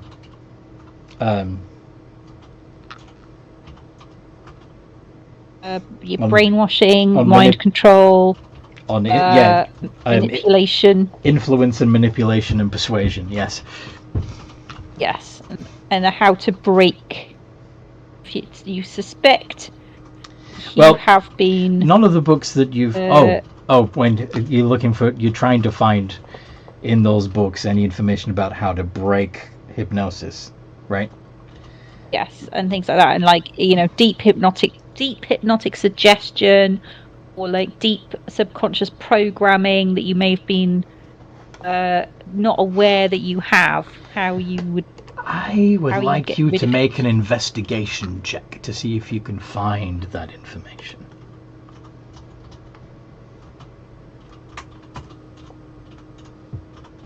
Because Chadra kept saying that she would have done that to us.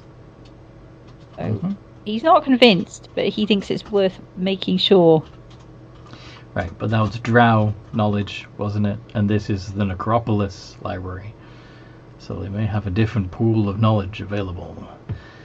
Yeah, certainly the closest thing you can find to in any of the books is the idea that if somebody is charmed, that spell can be broken with a restoration spell, or even just by causing the caster to break concentration, or forcing the charmed individual to snap out of it with physical force. Not particularly helpful.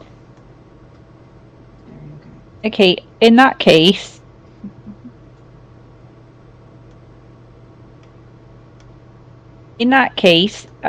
he's going to look to see if he can find anything about drow in particular and drow magic.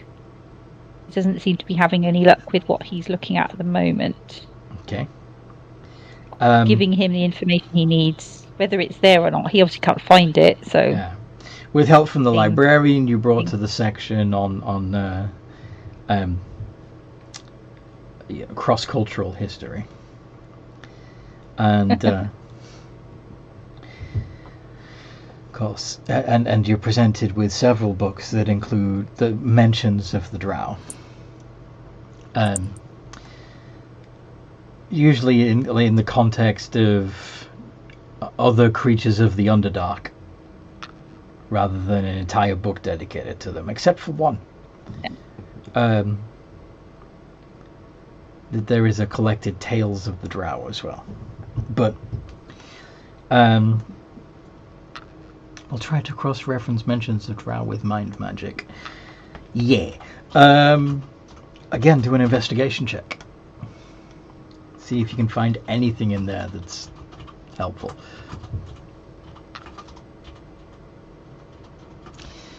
Okay. So most, all of these sources are written from the perspective of the Necropolis scholars. Often,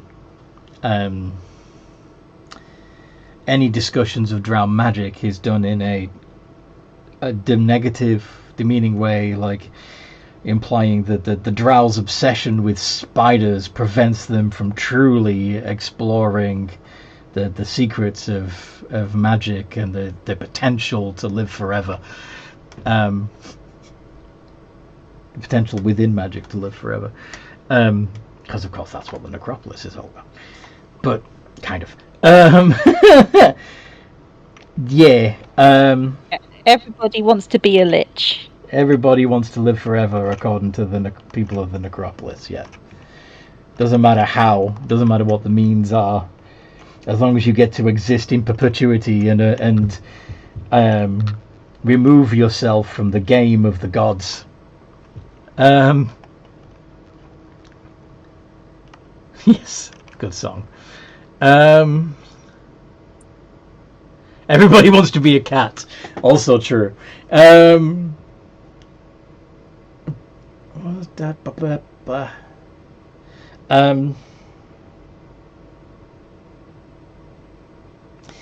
Okay. There is one. There is. You do see another paragraph that talks again derisively.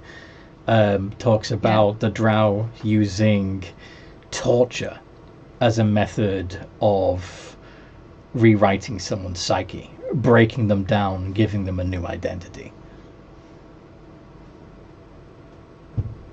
Okay, so Damakos is going to take that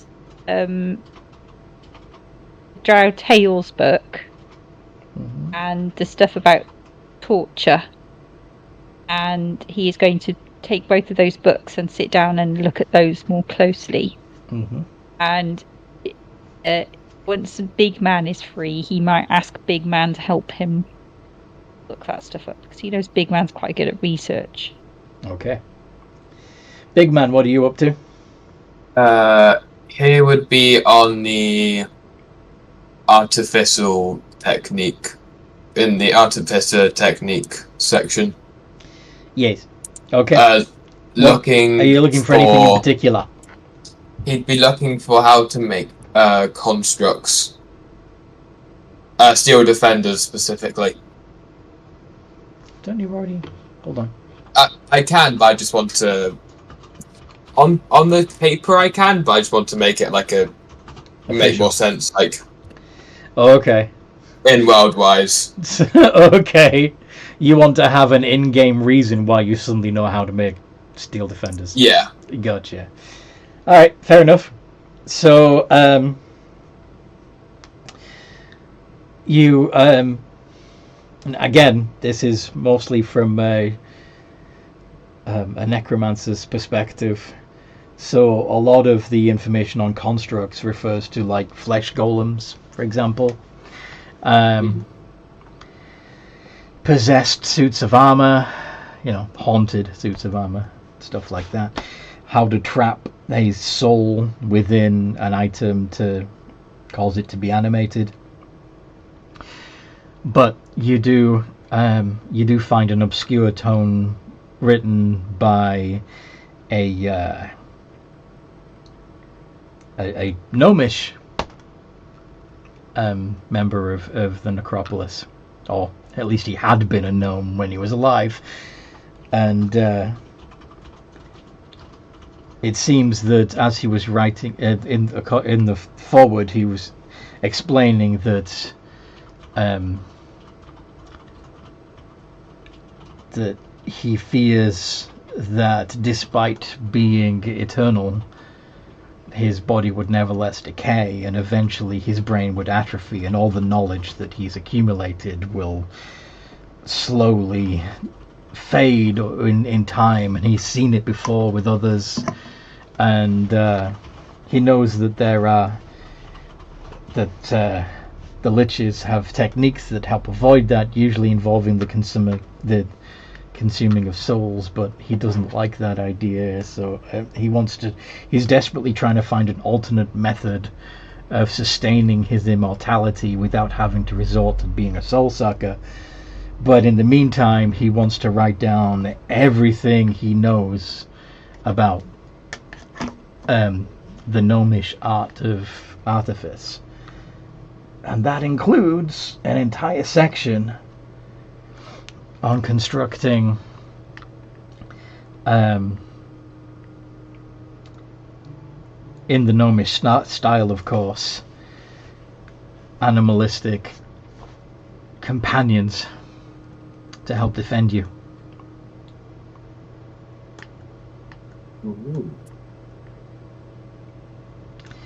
The gnome, of course, puts emphasis on the fact that by creating your mastiff or bear or what have you in medium-sized proportions, it allows us to be able to even ride our steel defender companion should the need arise.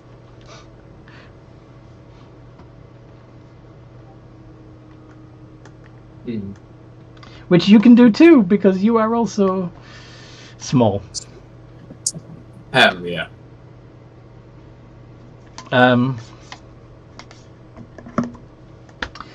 Okay. After he's read that, he'd go to the just creature sections, find something that he hasn't got in his book yet. So you want to see the anatomical studies of various creatures that you haven't seen. Okay. Is there a particular, out of character, is there a particular animal you want to find? I imagine an undead creature, because I don't imagine like they asked me of undeads. Oh, okay. So yeah, you see some fascinating studies of the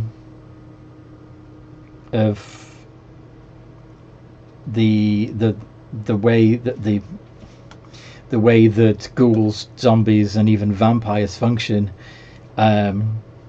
You note with interest that the author makes a point of explaining that none of the subjects were destroyed before they were vivisected, and in the case of the vampire,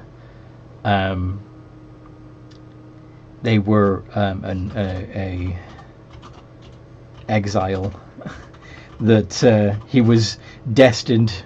He was sentenced to be staked anyway, so the author was allowed to dissect the vampire while it still existed. because if it was destroyed, there would be nothing to study but dust. So, but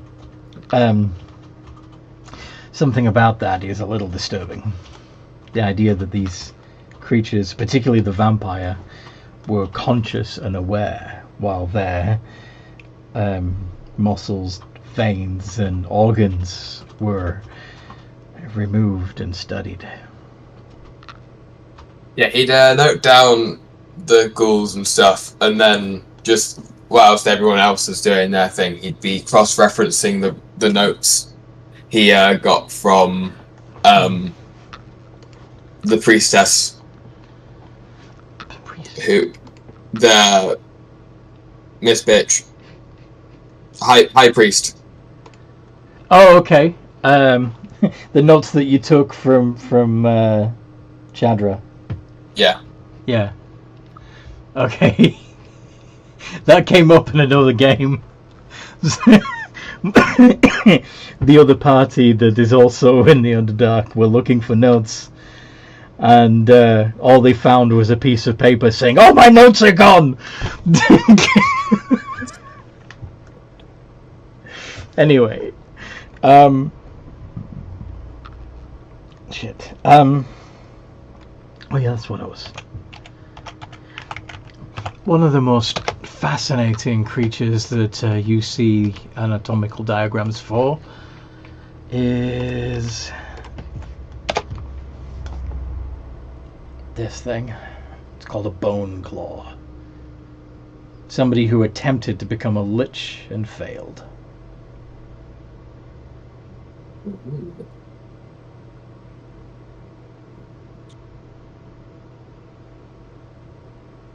But anyhow,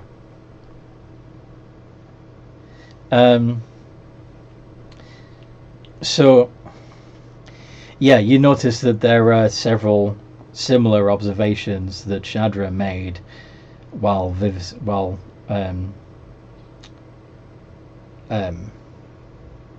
taking Garrick apart. However, she seemed to be more interested in the pain responses and the sensations that were caused, the potential for but how much agony that the vampire could be put in without expiring, whilst the necromancer that wrote the anatomical studies of the undead, he was instead more interested in the structure and the physical mechanics of how, for example, a zombie can continue to walk around even though its flesh is atrophied. You know?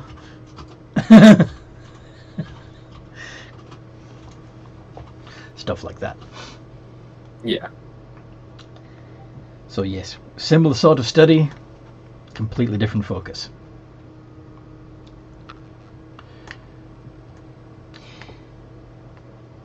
And yeah,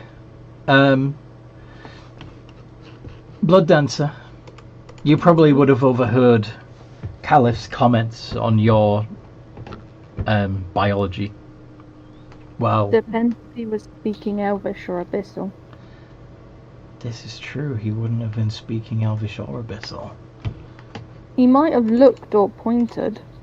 Yeah, he would have nodded in your direction and spoken with disdain as he... Now, actually, that's a good point. What languages would he have in common with Rivis? Rivis, what languages do you speak again? Because... yeah, it would be common in Aquan, wouldn't it? I think that's what we decided on. Uh-huh. So... no chance of you knowing Draconic, is there? No, I don't think so. Okay. Unless it's the backstory. But I don't think gladiators get an extra language. Mm-mm. Okay.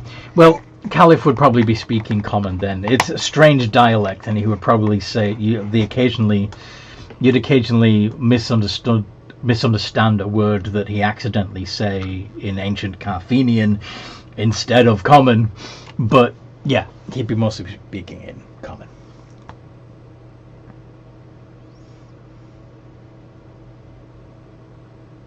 Lookdancer would just see himself get occasionally pointed to and look confused and slightly insulted. Oh yeah, I used to call it caffeine. Yeah. Okay.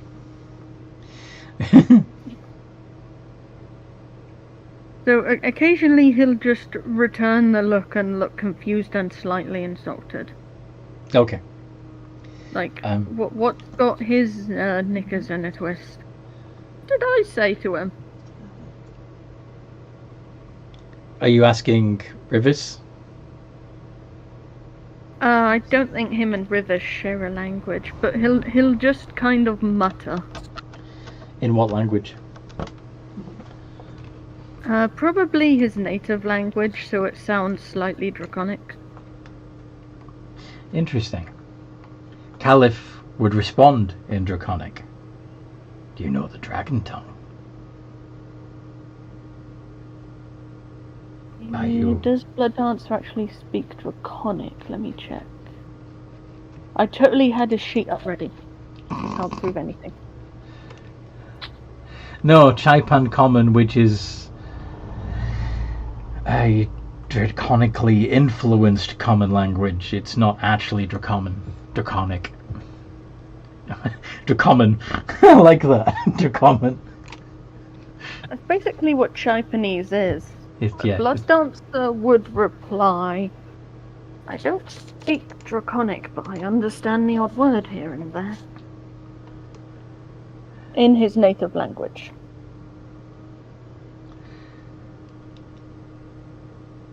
And he was you catch not quite same, but close.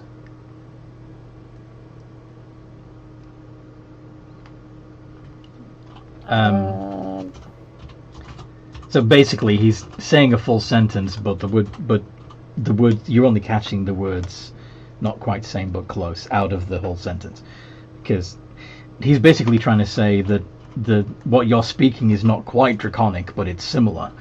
You know. Blooddancer will just comprehend languages, so he can understand what this guy is saying fully.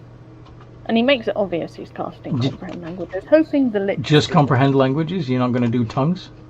Comprehend is for reading. Oh, right. Okay, never mind. Fine, he'll cast tongues. Okay. I'll just cast this spell. Yeah. Ah, magically gifted too. So, I was asking your friend how you came to be both elf and orc. No idea. I'm guessing an orc and an elf got drunk one night, did the deed, and I was born. I don't know who my parents are. I'm an orc. They must have been very inebriated. Elves and orcs despise each other, even in my time. That's why I'm guessing they're drunk. And why I'm an orphan.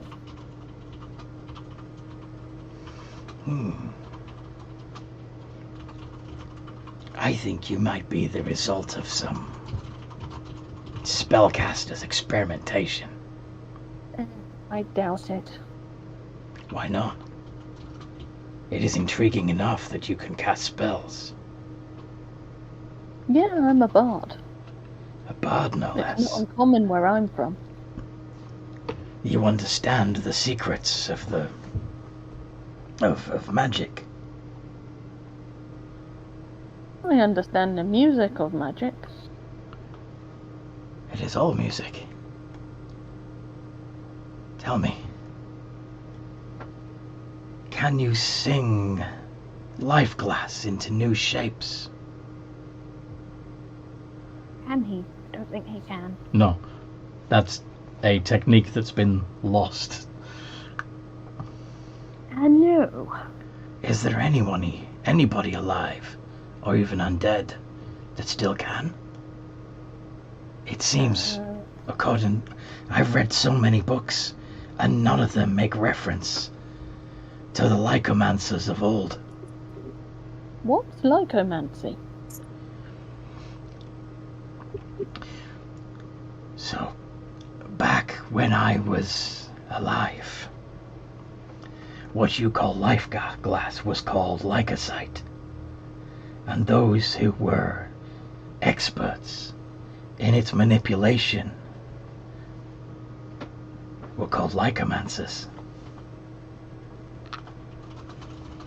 They could mold the solid magic to have it do anything they wished.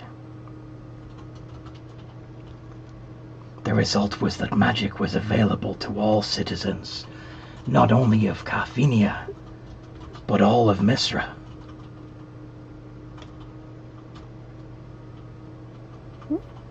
Life glass is widely used where I come from. Maybe not quite as much as what you're talking about, but quite a lot.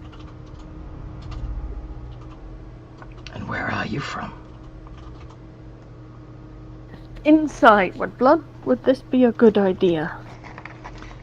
Do you trust the ancient mummy with the knowledge of Jaipan? Well, the thing is, Blood Dancer doesn't know that dragons and Necropolis have a rough history.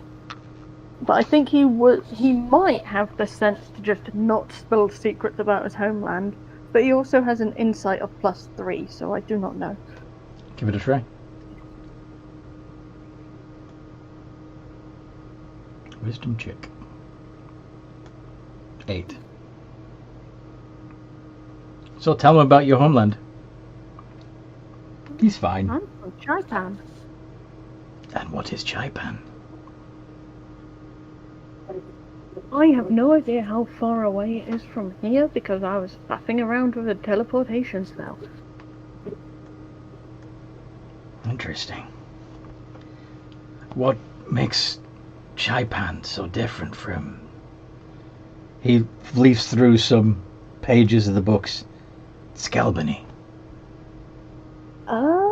We have a few different clans, and they all focus on a different thing. And life glass is widely used to make a variety of things. Such as? Everything from magic items to...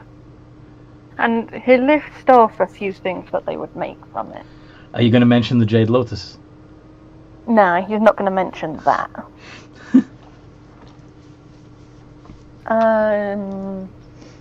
Yeah, he will mention, though, that the undead of their land tend to feed off of it. Really? They sustain themselves with lycocyte. No idea how they do it. I'm not a necromancer. It's not necromancy, it's lycomancy. Did you know that the first lycomancers were dragons? Dragons are cool. Dragons taught the Misrans many things. They were revered amongst our people. They ain't called misfriends where I'm from, but I don't tend to focus on that kind of stuff. I'm an entertainer. I look into the general culture of whatever place I'm entertaining in, so I don't cause offense. But I don't dive too deeply in it because I gotta practice performing and stuff. I thought bards told tales of cultures and brought them to other cultures to widen the understanding of peoples to other peoples. That's what they did in Misra.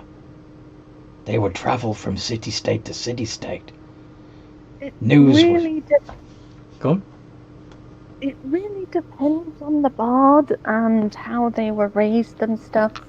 Where I come from, everyone tries to be the best musician, the best performer.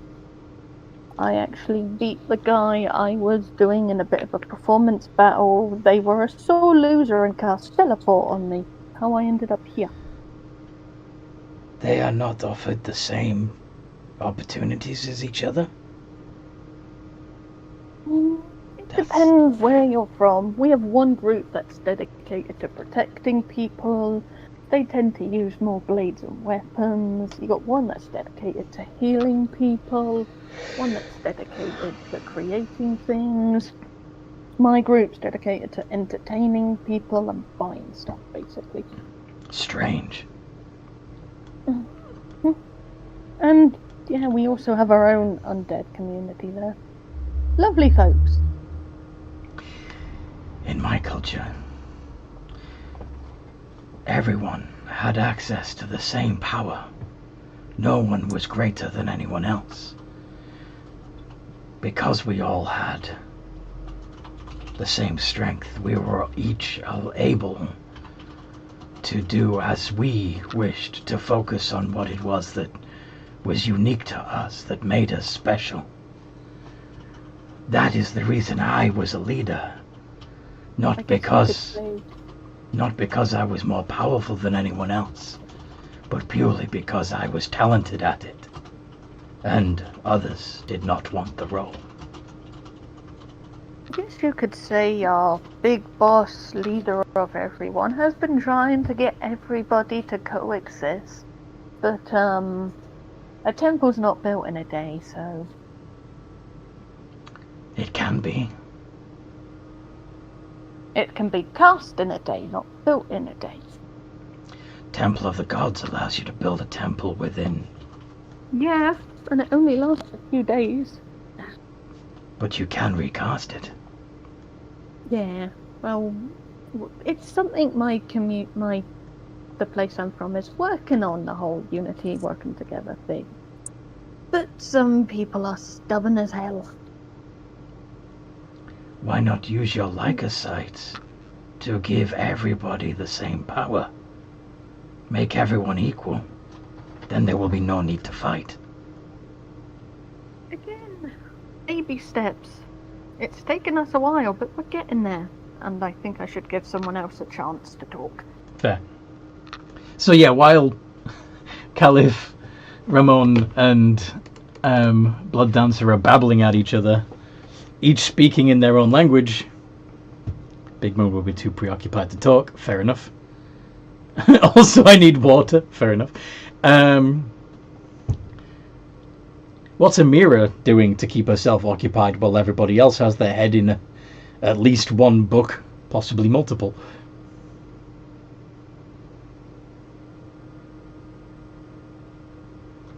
Would you also be looking at books, or just moving books Yeah, around? I'll be looking at different types of ways to murder people. Again, like most of the books about killing people seem to be from a, that's the word, slaughterhouse sort of perspective. Like how to do it quickly and efficiently so that you can process a large amount of people Oh my. at once for the production of food. You know. Because that's what the Necropolis uses people for, is food.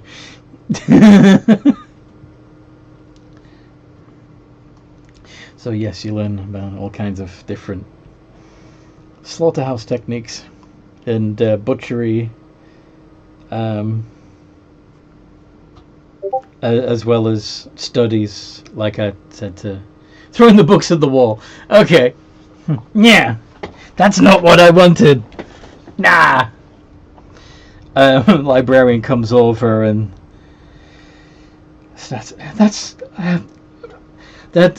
those books are precious. That These are spiritual items to us. You can't just throw them at a wall. Please, if you're not going to respect the library, I must ask that you wait outside. And I hope that you have not angered Wijas.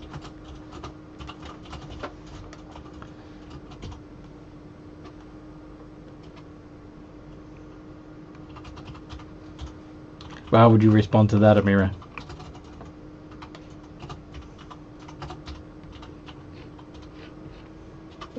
I didn't catch that. Can you repeat that? Okay.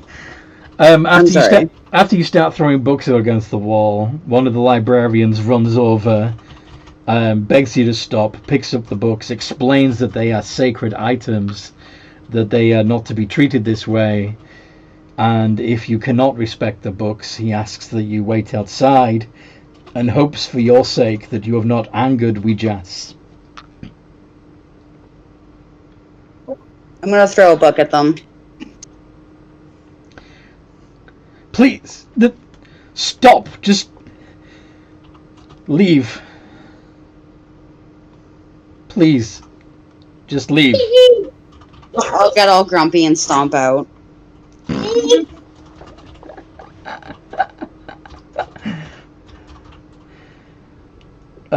Rivers, you see Amira throwing books around and being told by the librarian that they need to get out. That they're being barred from the library. I'll just go over and I want to pick her up by the scruff and be like, no. You want to pick her up by the scruff? Okay. Yes. She's a kobold, so she'll be small. This is true. So I'm just going to pick her up and escort her. I can't. I'm sorry, what? You're going to pick her up and carry her out of the library and just kind of shake, take you anywhere.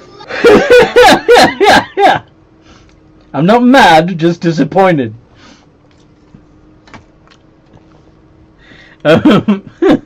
How does Amira respond to this treatment by Rivers?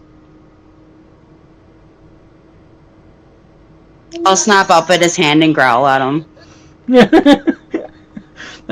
He's got you by the scruff, so as you're trying to, you're snarling and trying to bite at him, you can't reach him because he's got the scruff. He's got the back of your neck.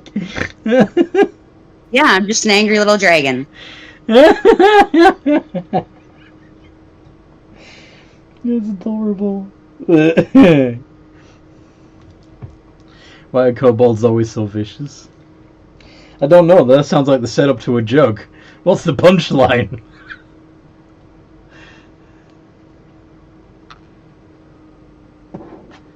They make up for their size with ferocity.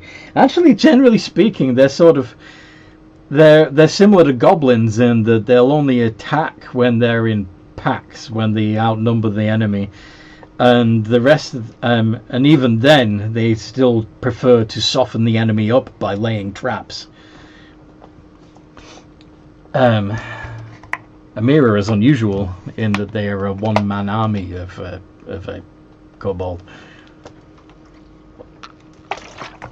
They will literally bite your ankles, yes. Especially, they'll be waiting in the pit when your foot goes through a rotten board and bite your ankle as your foot goes through.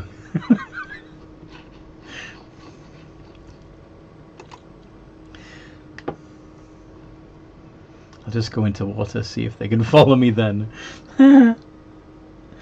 Yeah. Anyway, so you two are outside the library.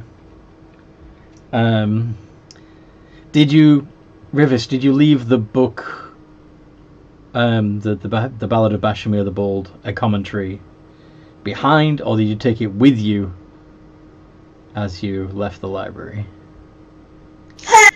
I will take it with me. You are being followed out by a librarian. Please, that particular volume cannot leave the library. It It must be left on the property. I'm going to return it. If you intend to read it, please do so inside.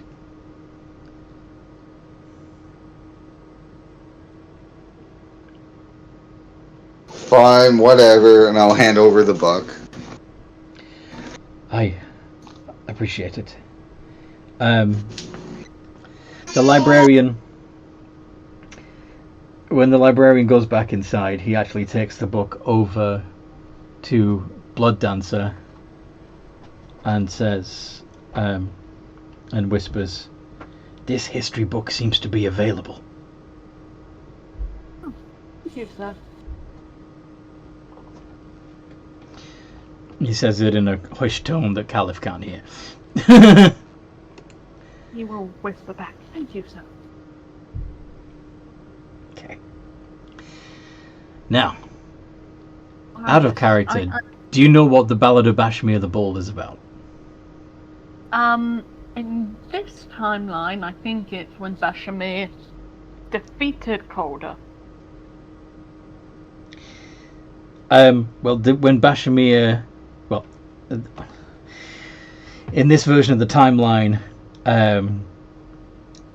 he was chasing Calder, who it turned out, like many other dragons, were all flying to the Great Crown Mountains, where Magister was busy casting a particular spell. And the dragons were trapped in stone, and Bashmir ended up dead, and the according to the song, the horse was the one that told the news to the bard who wrote the saga. But yeah, since there's more to the book than that, and like after the epic poem concludes, the author of the book goes on to analyze and break down the poem, pointing out which parts were inaccurate, comparing it to other sources of history, of course pointing out how ridiculous it is that a horse would speak, you know. Well, number one, there's speak with animals. Yes. Number two, animals can be smarter than people think. Number three, Blood Dancer just looks gobsmacked and borderline upset at this news. It probably triggers his eyes to start going purple a little bit. Because you know that Magister is responsible for all the dragons of this world leaving the world. Or at least but not all of the ones at least all the ones from this continent, yes. Yeah, Blood Dancer looks like he's having an anxiety attack in the middle of this conversation. Conversation? You wouldn't be continuing to... Yeah, I'm assuming you wouldn't be continuing to talk to the Caliph while you were reading. Oh, yeah. But yeah, eyes flicker purple, back to normal. He's having an anxiety attack. Help. Yeah.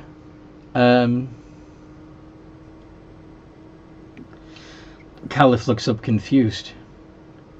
Why are you breathing? He's too out of it to reply. He's panicking. And you're hyperventilating, which is a problem when you're not supposed to be breathing at all.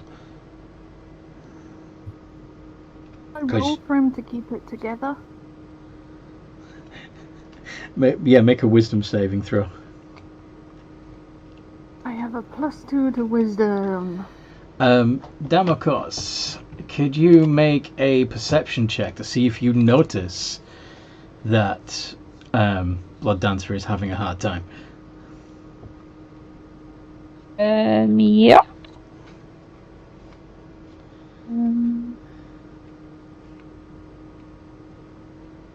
Yeah, I know.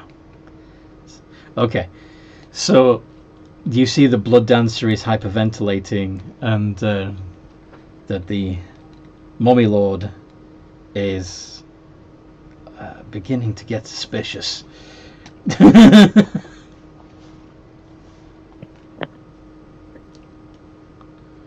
What do you do?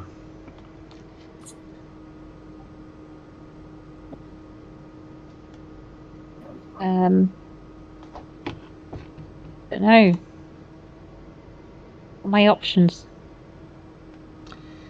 Calm down, Blood Dancer. Get Blood Dancer out of there. Explain exactly what's going on to the Caliph and hope you can trust him. I don't know the Caliph, so I don't know if we can trust him. Yeah. I did want to speak to him. Hang on a second.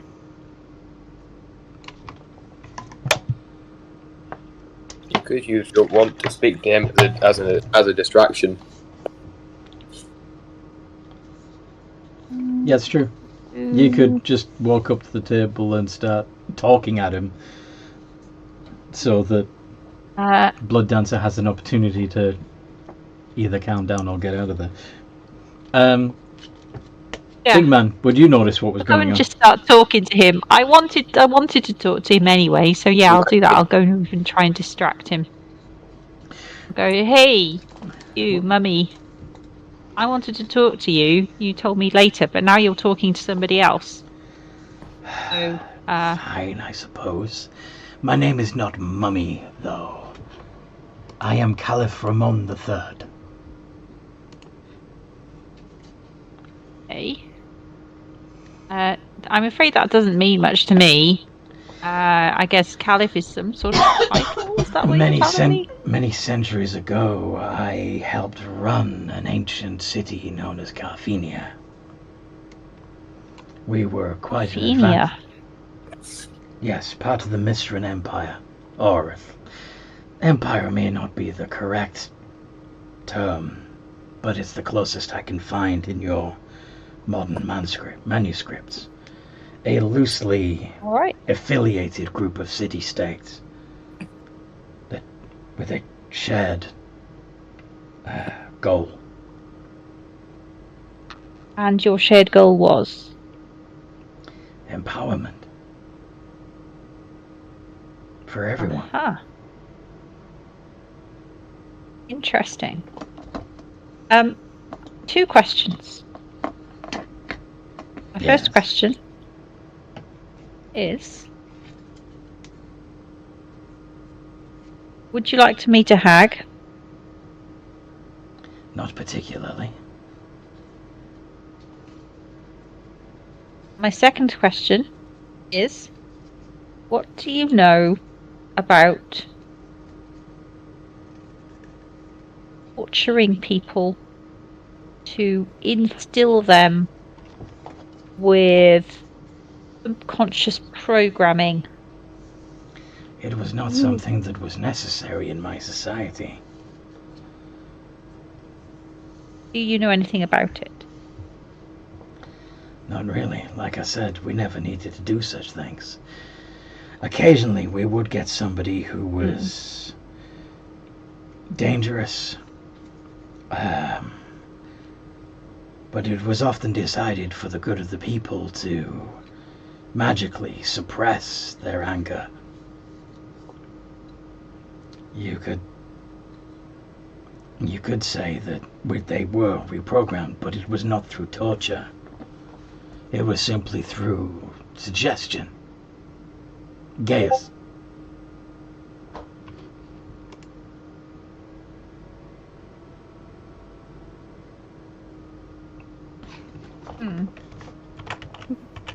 It's very interesting.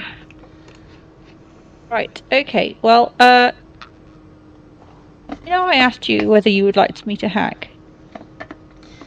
Yes, you must remember it's about 2 minutes ago. Yes. Yes, exactly.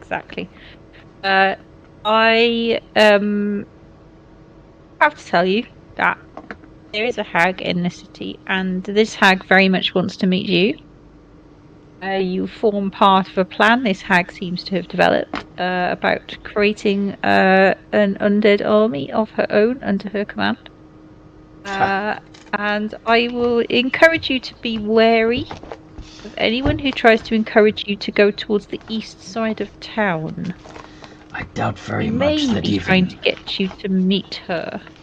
I doubt very much that any Harridan would have the power to suppress my will and bend it to their own.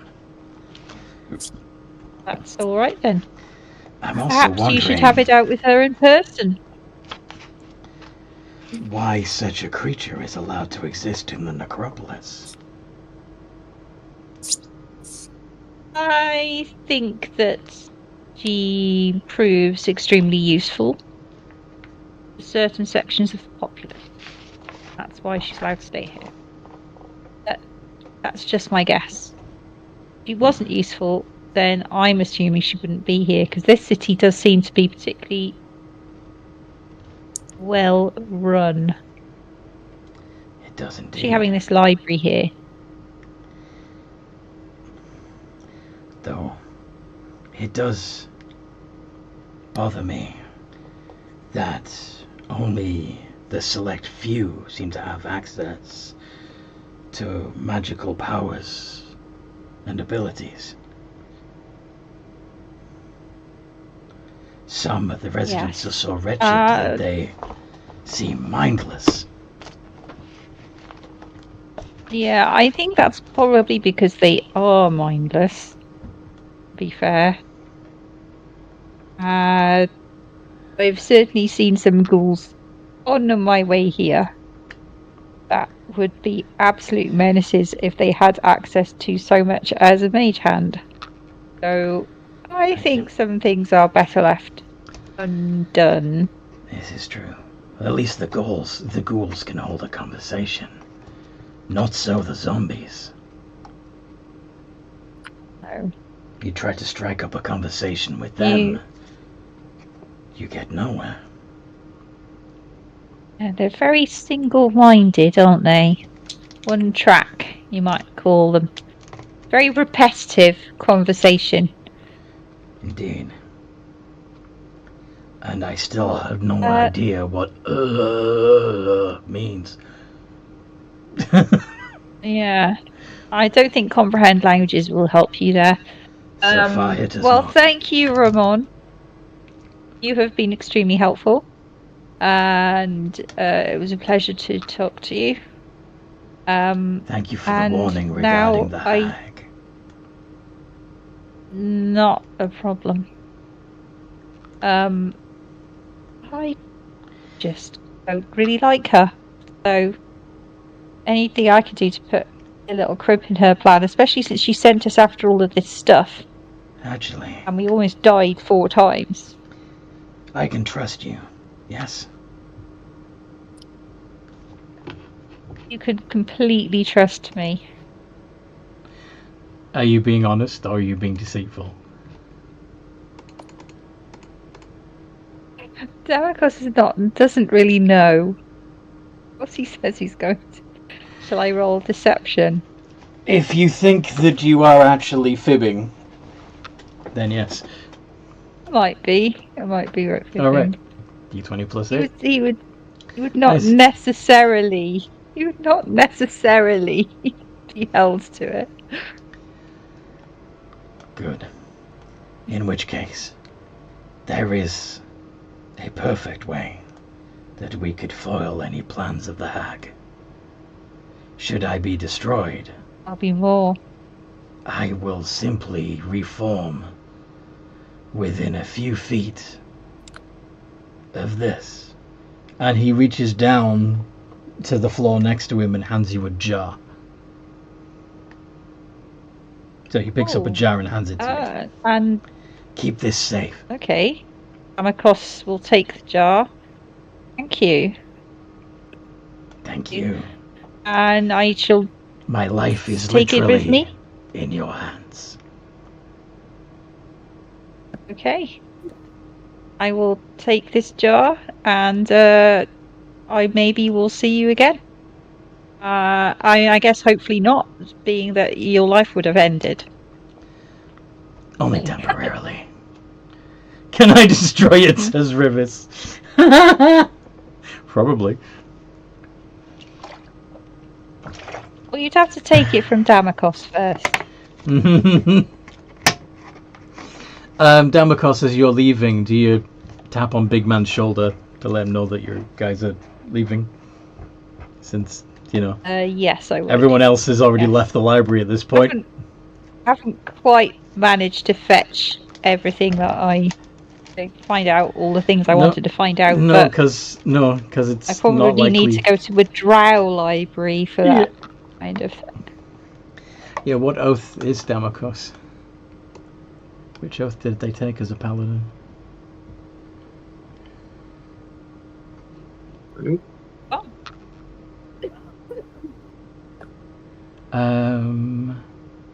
Where's my perception check?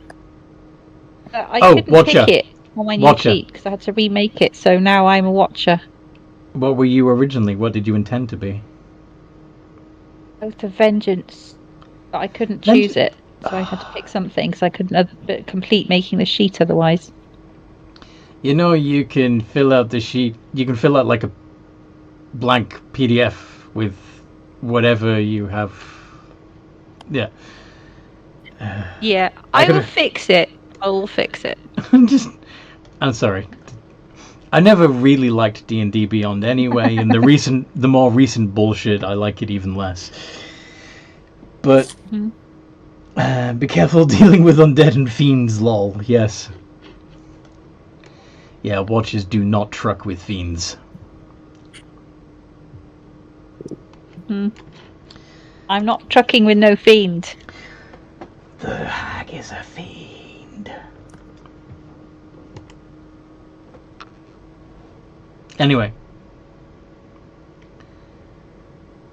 The role was to see if Big Man would notice. Would notice that you're being tapped on the shoulder and said, "Hey, we're all going." Yeah. Yeah, you're barely aware of it, but you're just about aware of it. You're being tapped on the shoulder. He'd just kind of like violently look, just like violently turn around, just like, oh. You spooked him. Oh, okay. Are we leaving? Can I hug the kobold? Blood Dancer wants to hug Amira. Does Amira allow this?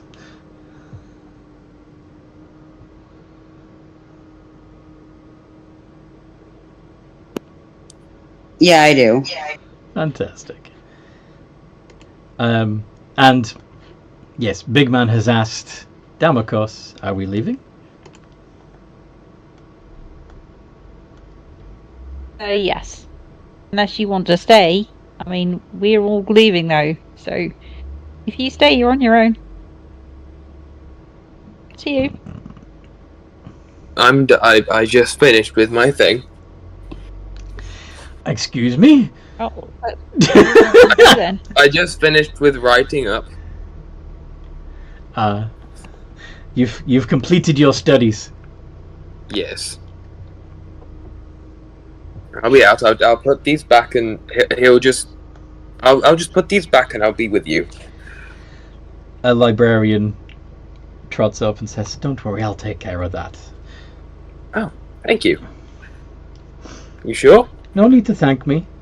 This way I can make sure that the tomes are cared for and put back where they should go, That is smart. rather than wherever you think they go.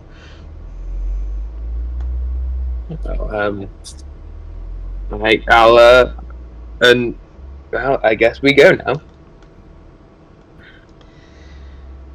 As he says to Damokos, he starts walking out. Blessings of Ouijas. Excellent. Yeah. Very good. Have So a nice something day. good come of our visit then, Sorry? you know. I said something good's come of our visit then. It was worth it. Yes. Now, in the final hour of the game session, what do you want to do? You've been asked Are to we gonna bring go see? a mummy to the hag. You've been asked. Yep. To... We basically warned him about her instead. Yeah, you're still Got trying a to escape. canoptic door. You're still trying to escape from the drow. Now, as long as you're in the necropolis, you're safe from the drow, but that means continuing to get potions from the hag. Okay, I think what would be really good is if we would go and to the Grey City, the Grey yeah, Dwarves. we can said do we the were going dwarf. to check up on We can do the dwarf. Dowerfang's family, and you know who doesn't like drow? It's Dwergar. That's if they try and follow us there. That is true. They're not going to have a good time. River suggests perhaps just using your planes jumping magic item as soon as you're somewhere safe.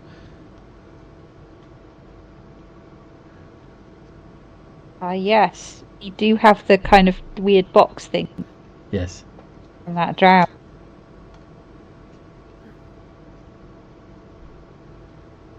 Okay. Didn't we need to pick up our reward from the guard? Yeah, they said we would Yeah, get we our can't. reward. Yeah, No. we can't. We haven't got any They had to extra shards reforge of the the sword. or anything. Mm-hmm. Yeah. We could go and ask. You could go and ask. Let's go and ask. Sounds like a plan. On our way out. Blood Okay, Dancer another is- swig of the potion. Blood Dancer is what? Blood Dancer is still hugging a mirror because she reminds him of home. Because she's a dragon. A little dragon. Yes. Okay.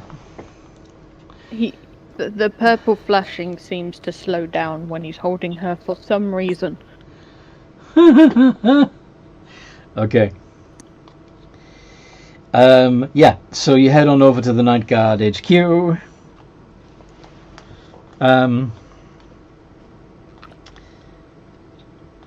When you get there, what do you want to do? Who's going to do the talking?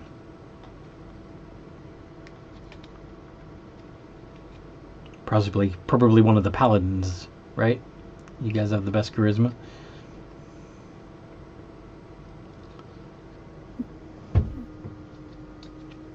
Yes, they do. Well, I'm not the best talker in the group, so one of you two must do it. One of you two should do it. And he refers to the paladins. To Rivis and Damakos, yes. Yes. Or, you could have some fun. Yeah, well, Blood Dancer could do it, I suppose. Well, if they can speak the language. Or you could have some fun and let the barbarian kobold have a go at communicating with the Night Guard. Plus 12 on persuasion, yes you do. So what do you want to do? Me? Blood Dancer's tweaking out, so I'm not sure he should be the one to talk. Probably not. The Auto Gnome has a plus 12 on persuasion. That's not the Autonome. That's Damakos. Demikos, sorry. So anyway, Revis is typing. Having Blood Dancer do the dog again is a bad idea. Language barrier and all that. True. So is Damakos going to walk up to the counter and ask and inquire about Goodwin? Yes. He's going to go right up and he's going to knock on the counter. Like that. Go. Hello? Hello, I'm right Anyone here. there? I'm right here. Right, okay. Sorry, I didn't see you. How did you not see me? You very I'm a good skeleton in black armor. job of being. I don't know, there's something about you that's very inconspicuous. I don't know what it is. Can't put my finger on it. I'm not sure Anyway, if that's a compliment or not. Oh, it's a compliment. Anyway, we are here for our reward. Have you managed to reforge the sword? And is Goodwin in one piece so that we can collect our reward? Interesting you should mention that. Goodwin is missing. He was last seen in the company of some members of the Couriers Guild. He was making his way here, back from Dauerfang, and was stopped in the street by the couriers, and he hasn't been seen since. We would be very interested in any information that would help us find him.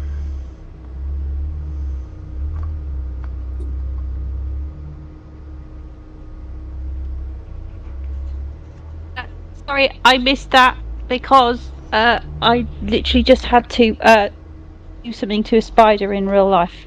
Do something to a spider. Okay. So, what he said was, Goodwin is missing. He was last seen in the company of some members of the Couriers Guild. If you have any information on Goodwin's whereabouts, they would appreciate it.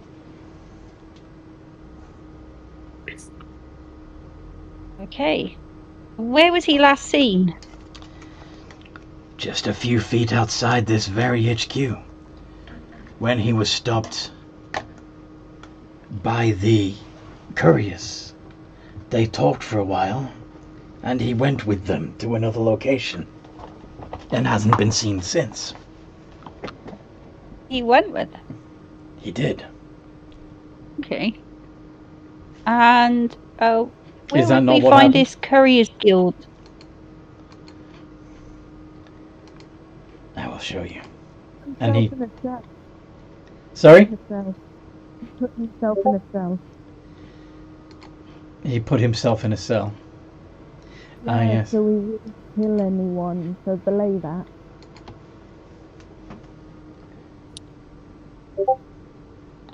Okay. You're all kind of muffly, by the way, Jan. It's not that he hadn't been seen since, he just locked himself in a cell. We convinced him to do that, but maybe he went off after by himself. Yeah. This guy at the front counter has incomplete information, clearly. Look, he's just started his shift. Give the guy a break. Exactly. Can another one come over and correct him? Sure. Yeah, one of the other officers overhears him and says, "Actually, he did lock himself in a cell. He was babbling incoherently, and he was worried about hurting people, so he's in one of the cells back here." Really? Well, why didn't anyone tell me? I've just made a fool of myself. If you're a fool, there's nothing I can do to stop that. You can fuck off. Just trying to help. Well, it turns out he's here the whole time, but he's not right. What's wrong with him? He's not right. He keeps talking about missing things, missing pieces, and his sword's not right. It's shorter than it should be. They think he's got literally a couple of pieces of his sword missing, which left his soul incomplete. Well, that sucks. It's frightening that can happen to us. Very frightening.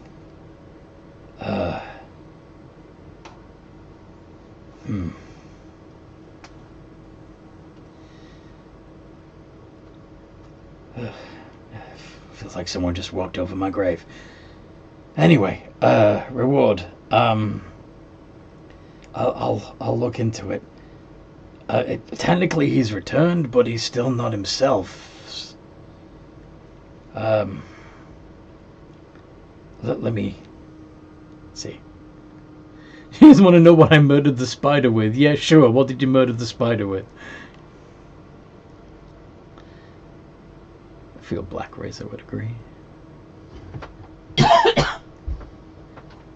It was my copy of the player's handbook. Nice.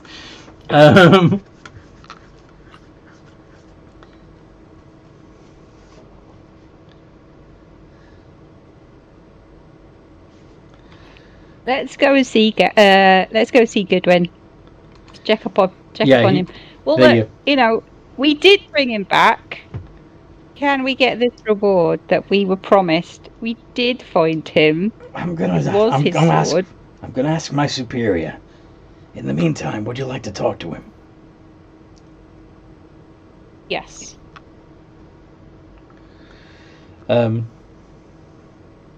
Okay. You get brought to the cells, and there's one of the night guard is sitting in the cell. There are his armor, and even the bones of his skull look like they've been shattered and welded back together, not quite right. Fused back together, not quite right. Hello, Goodwin. Nice to see you again. It's you. Remember us? Yes. It was because of you that I'm like this. I came to give you a mission. You brought me to... The drow found me. The drow found me. There are pieces. Broken pieces. Too many. Too many. Not our fault. We just found these pieces and brought you back here, and they reforged you. You didn't find them all. We found all the ones we could that were there. We had just been fighting and almost died trying to get you back. And that was after we'd fought and almost died trying to rescue the vampire you asked us to rescue. Which we did, by the way. We did it. You saved the vampire? Yes. Perhaps. Garrett the vampire, we brought him back here. Perhaps it was all worth it then. He was very messed up. A bit like you, actually. They broke him too. Now I come to think of it. Yeah, I think he'll be alright in the end.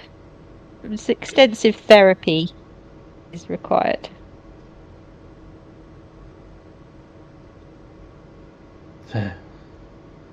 Therapy. Can therapy find Maybe you could do with some of that too. Can they heal broken pieces?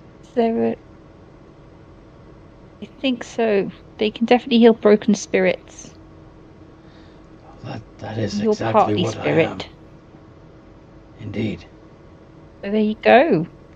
Then That's what you need. You need a therapist. Then I will find this therapist. Can I do a kind of performance to calm him down? Sure, you're going to sing a merry tune and start doing a jig to try and make him feel better? Probably not singing, but like, I don't know. I don't think Blood Dancer would sing. Juggling? A puppet show? Yeah. How would you calm down Puppet show. I don't know. How do you calm down an undead freaking cop? Starts doing a Judo Punch performance. But you could start telling cops and robbers jokes. He'll sing a bit. I think what you could do is you could read out sections of bylaws and like criminal prosecutions. We had a it's very calming. We had a They character probably that did that. wouldn't have a book in Elvish or a bit. Oh, this is the thing. No matter what you say, he's not going to understand you. Okay, he's just going to start muttering. You could do a mime performance. I'll have him sing, but you can start. not... Just pretend you're in a box. 24. It's very convincing. It does look like you're in a box.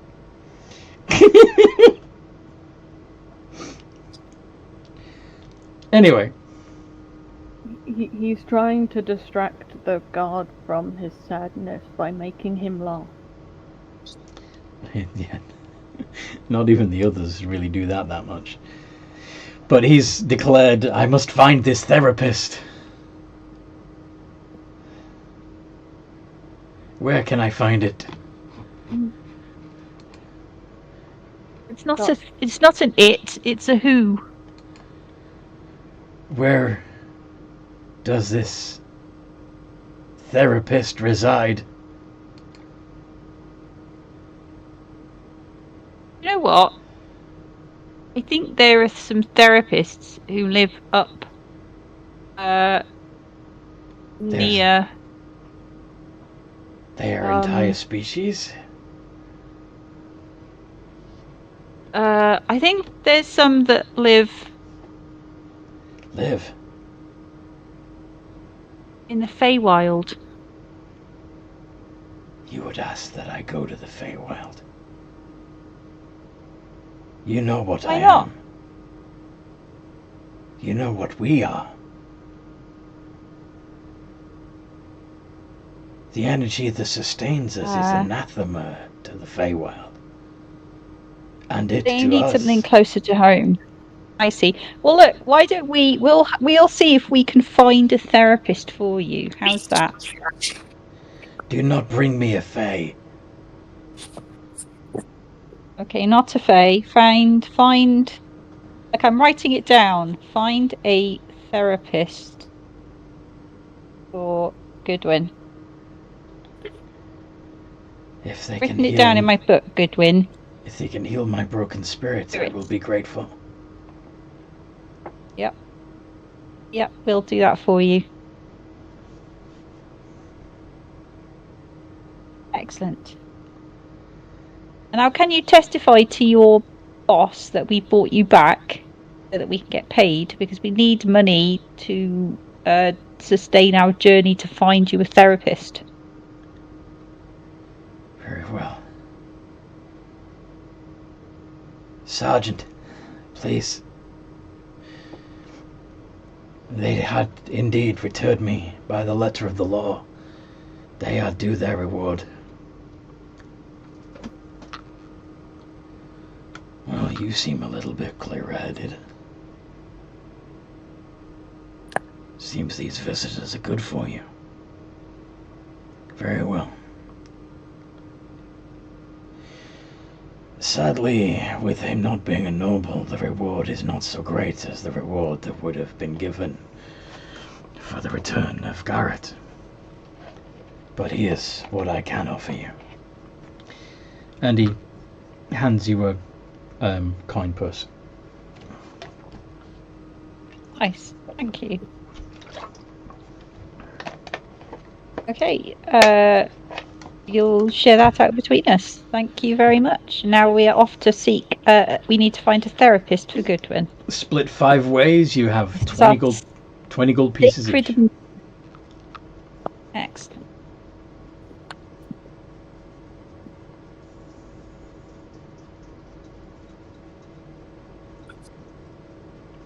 Where are you going next? Find a therapist. Find a therapist. Where are you going to find a therapist? I'm sure we can find a lich that would be very willing to help. Cleric, maybe? A lich. Closest thing in D&D is a cleric, really. Oh. Yeah.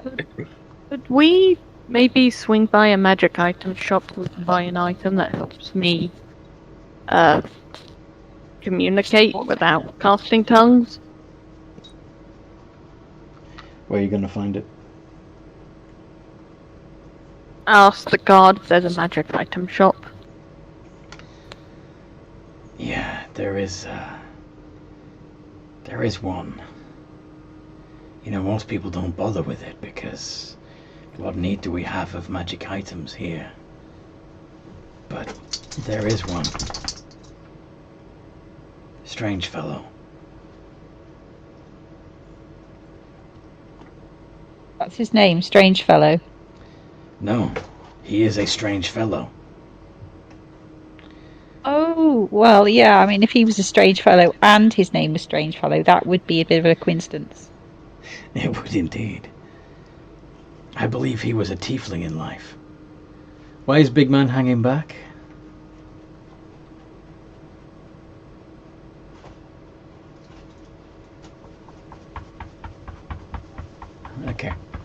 guess I'll find out in a minute.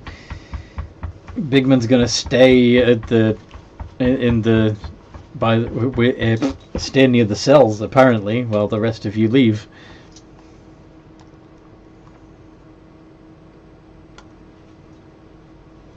Yeah, just to say one little thing. To Goodwin? Yes. What do you want to say to Goodwin? Oh, and you know about the whole, not. You might be able to give the Feywilds a try, you know. Should you wish, obviously. Nothing forcing. Why are you trying to send me to my doom? Well, you've not been doomed within my presence, have you? You are construct. You are not a Fey being. Nah, I mean, I was made a construct, but I am somewhat Fey in origin.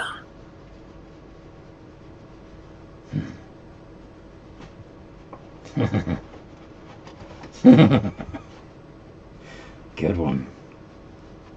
Who told you that?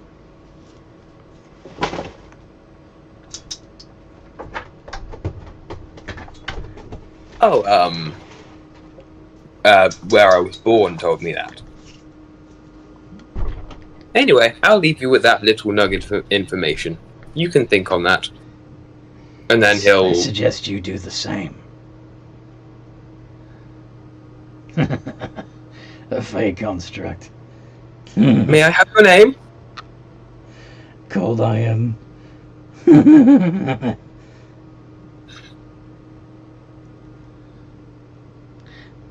Anyway, as the rest of you are escorted out by the other and told exactly where this magic item shop is, Big Man eventually catches up to you. Mm. Do you want to go to the shop?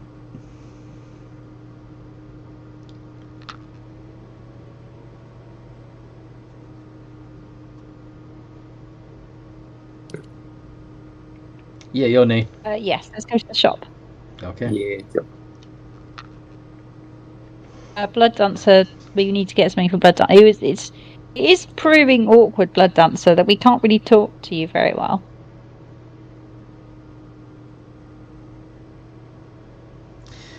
Yeah. So you all go to the shop, and turns out that the owner, the proprietor of this shop, is indeed a former tiefling. He's got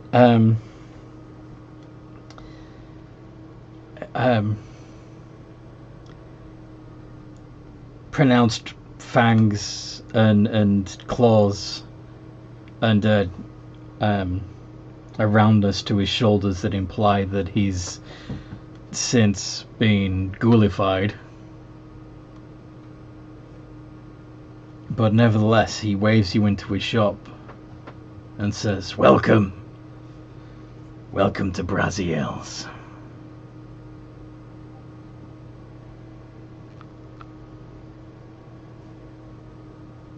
Damocos feels slightly at home. Alright. He's a tiefling. Now, what can I interest you in today? You see that there's a vast array of different magic items just on display around his shop. No, he isn't. He looks like a tiefling. Yes. And even if he just smells slightly infernal, it still gives tieflings a bit of like a homey feel. Well, he mostly smells undead because, you know. He's a ghoul. He's ghoulified.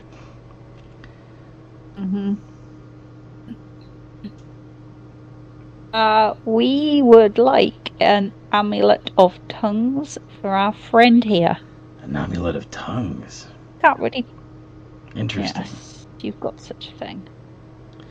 I do. You know, necklace or brooch or tiara or glove or some artifact that allows the wearer to speak and understand our Well, language? I happen to be rather gifted in the production of magic items, so if you want it to be a tiara or a brooch or a ring, that can be done.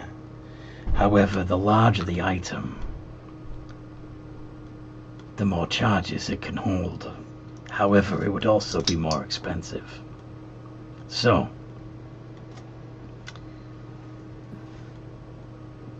who is this item for? Perhaps that will give me some idea of what form it needs to take. It's for our friend here. Points to Blood Dancer. Oh my.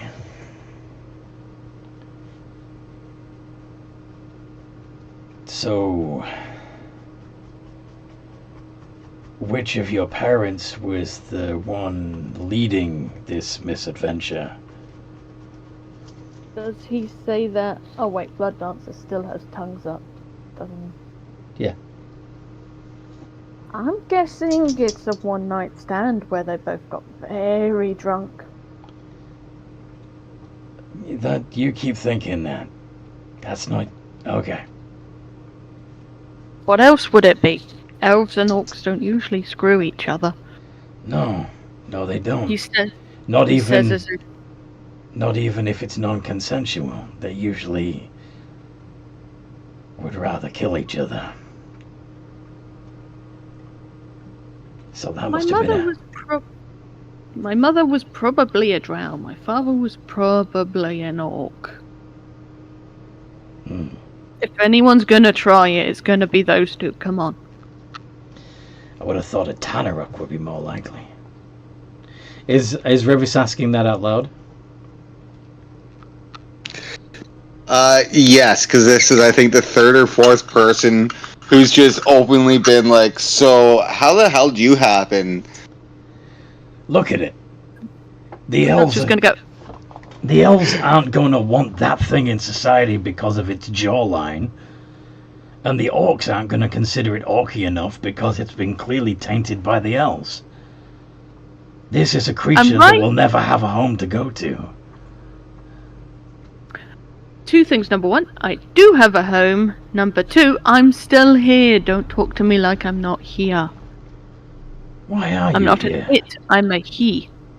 You're displaced. Teleportation spell.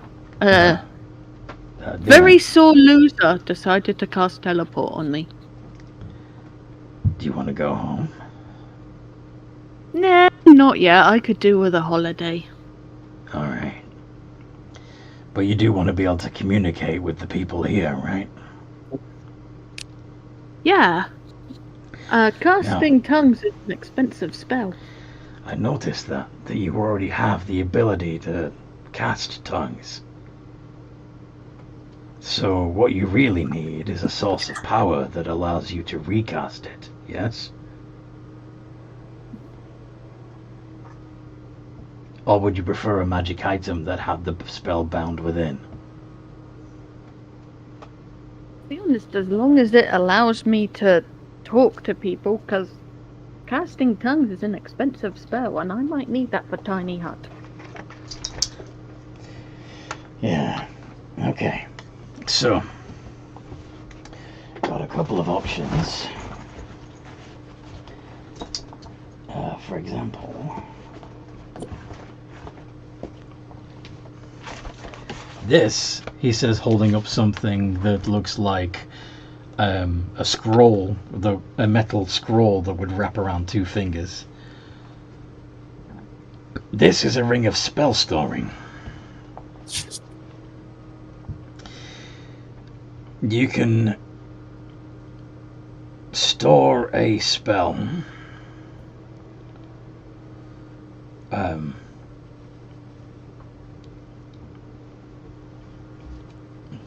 multiple if they're lesser spells, and then cast it from the ring later without using a spell slot. soul, how many tongues can I cast on this? Or does it come with... It's only gonna be able to hold one casting of tongues, but it would also hold a lesser spell such as Misty Step, Command. But if you want something with a bit more oomph,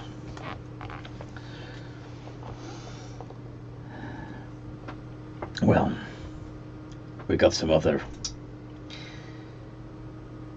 It might be easier just to wish that you understood any language spoken. In fact, That would come in.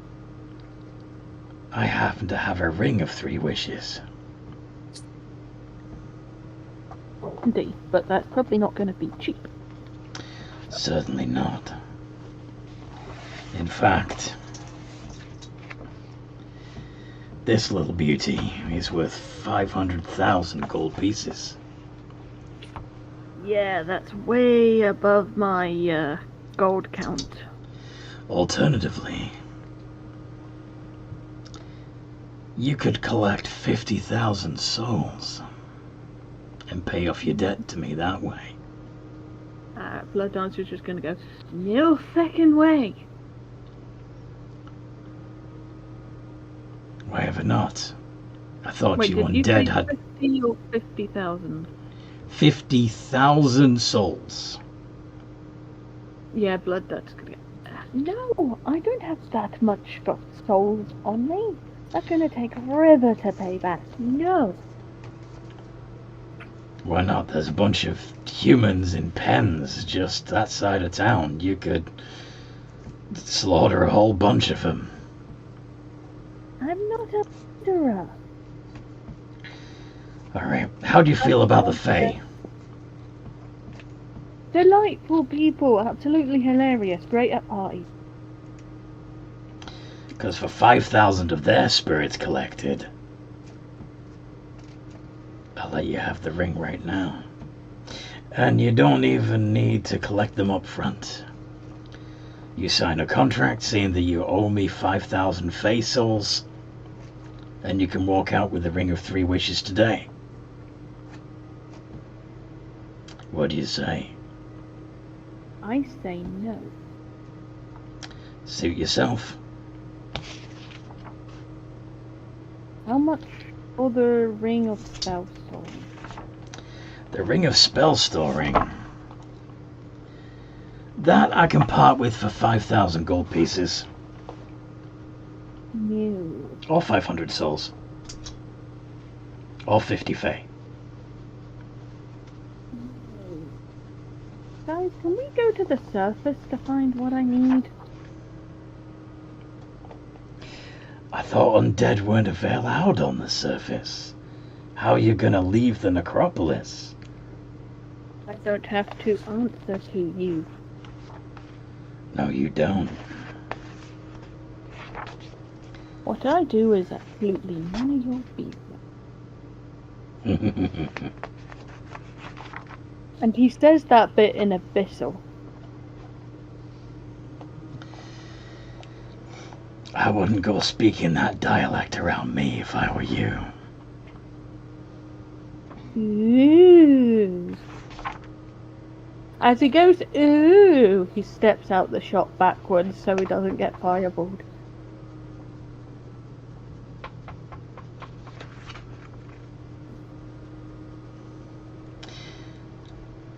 Get out of my shop. Ooh, did I hit a nerve? And he walks out the shop. In a pistol.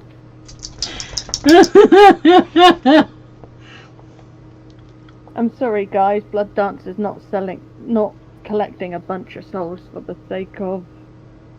Being able to talk. Yeah. He's meant to be the more good version out of his weirdness. You keep saying this, but the two aspects of you are supposed to be chaotic evil and lawful evil. But whatever. He's not going to kill a bunch of innocent people, and he's Why never going not? to pay back that debt. They're just I people. mean, that's evil of him. Anyway, so you have failed to acquire, so far, a method of communicating with the rest of your party. But it has been proposed that somebody could wish for you to be able to understand everybody. If only you knew somebody who was a and then powerful they enough would- spellcaster. Sorry? Yeah. Who do we know who's a powerful enough spellcaster? My money's on the hag. Be hella expensive too. She might not charge money. And of course, she's a fiend. Oh, and so's Braziel. Yeah, would Braziel be here? That is You just came out of Braziel's shop. Oh yeah. You were literally just at Braziel's. Yeah, I had to be. I was doing stuff. Okay. Sorry. He takes the form of a ghoulified tiefling, but it's still Braziel. I don't suppose you'd be hanging back again to try and do a deal with Braz. You would not. Okay. You can always steal the ring from him. You want to try and steal the Ring of Three Wishes from Braziel. I think that would be extremely difficult, if not impossible. Yeah, but these people, your characters don't know what Braziel is. Yeah, well, Damocos knows that his sleight of hand is not that fantastic, so he wouldn't try normally. Fair. The dance is going to be difficult. He's not going to want to ask the hag for free wishes because she eats children. Okay, I think you said you don't want to go to the hag because she eats children. He does not like the hag. He knows it's going to be expensive. He knows it's going to cost the party dearly. He's going to lean outside of the shop and he's going to sulk. He's still holding the kobold. Assuming that the kobold wants you to still hold it, I imagine it's up to Amira whether or not they consent to that.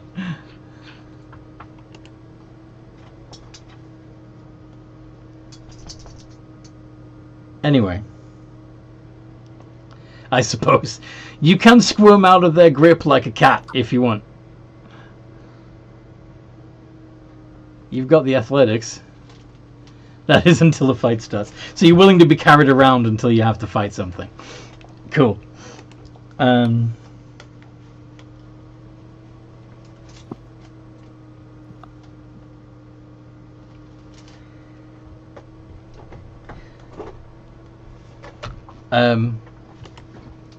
Anyway, yeah, as you're walking away from Braziel's shop,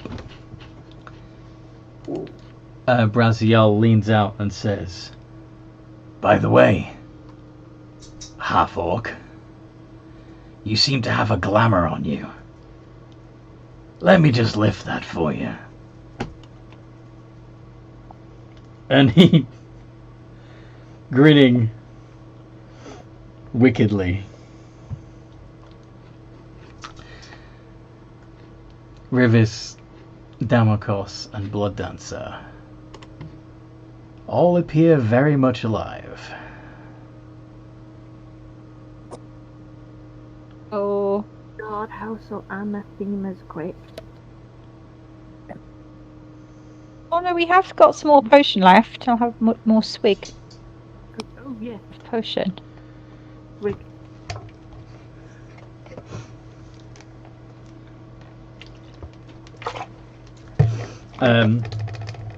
The closest zombies and ghouls look very confused that for a brief moment there were 3 sparks of life right in their midst, and then gone again.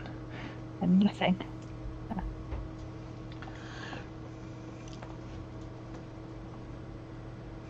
Okay. Okay, I think. Can we please leave this accursed shall we town, says leave? Ribbits? Yes. Let's go. Let's go. We need to go. Maybe we should literally try and get to the surface. I don't think we've actually ever got No. there.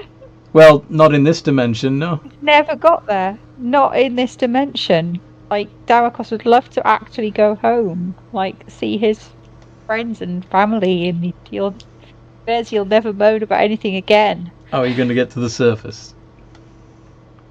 Out of Is there a lift? No. Blood Dancer wouldn't know this, but I think the party would. If I recall, the guards offered to show us to the surface. Oh, yeah, he did. Yeah. Because we said, oh yeah, we're alive. We want to get out of here. They said, we can show you the way. Mm-hmm. So you want to go back to the night guards and... Are you sure that's a good idea? Should we just Also, not, like, run for it? Just keep heading upwards? they didn't... The rules to get to the surface, so might get the Well, drow I off tell you our what, why don't we tell Goodwin, well, we know we've heard where there's a good therapist, and he needs to come with us to the surface.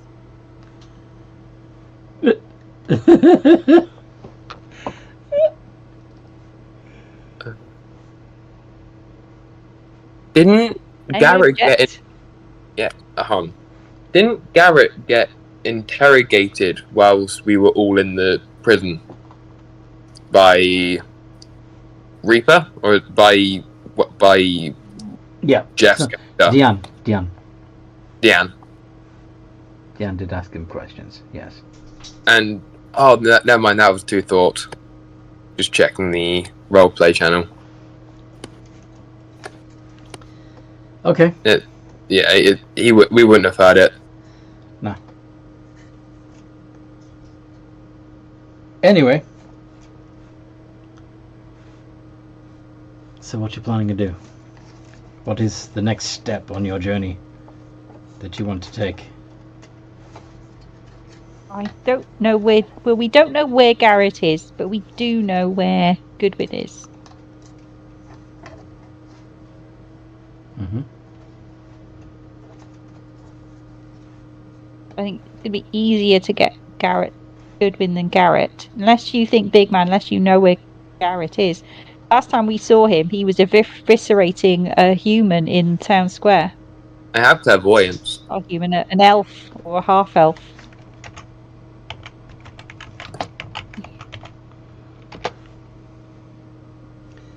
Casting time 10 minutes, range a mile. I'm thinking of find people. Never mind. Ignore me. I was thinking of the other spell. Or like, I was thinking of Orb of Scrying. Okay. Do you have that? No, he don't. Oh well.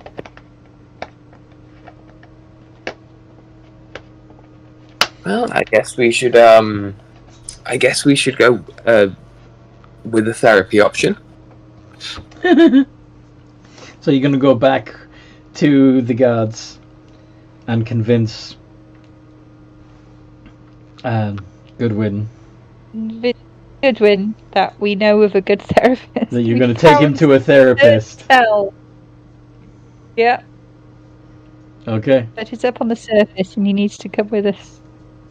And incidentally, do you know the way to the surface? So yeah, roll persuasion to see if you can convince him. Okay. Shouldn't be a problem since you got a plus 12. Well, actually, yeah, not 20. Even if he was deception, that would still pass. Okay. So He is so convinced. he agrees. Intrinsically believes me. He agrees on the ground on as long as you will protect him on the journey, because he's feeling very fragile at the moment. We will protect you. Don't worry, Garrett. We will protect you. Not Garrett. Sorry, Goodwin. Goodwin. Cool. Yeah. Goodwin. We will Alright. protect you, Goodwin. So, Goodwin will then lead you back through the Necropolis, through the Mansion District, past the wealthy and well-to-do houses. Posh. Very posh.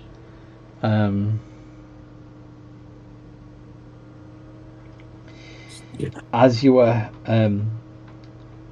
pass through the mansions, you see Blood Dancer's confused. Why are we lying? The guards could show us out anyway. Yes, I don't know why. Yeah, because it's funnier, I guess, to have a guard accompany you for the whole length of the journey instead of them just showing you the way.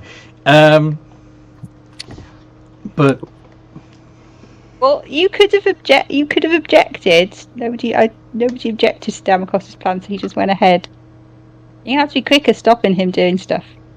I just did.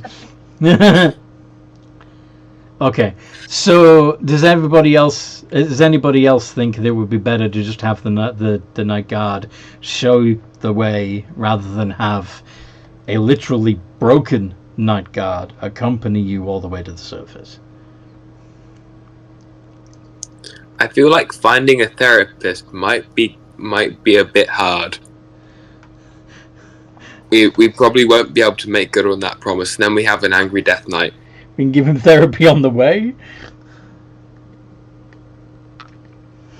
Maybe? Okay, what does Revis think? Combat-wise, he would be a detriment. Yeah. Damocles can persuade him he's all better. You're just gonna gaslight him into thinking he's okay. Wow.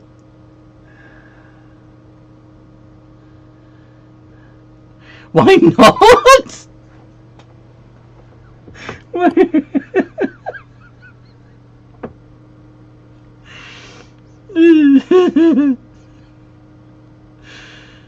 Oh god. Okay.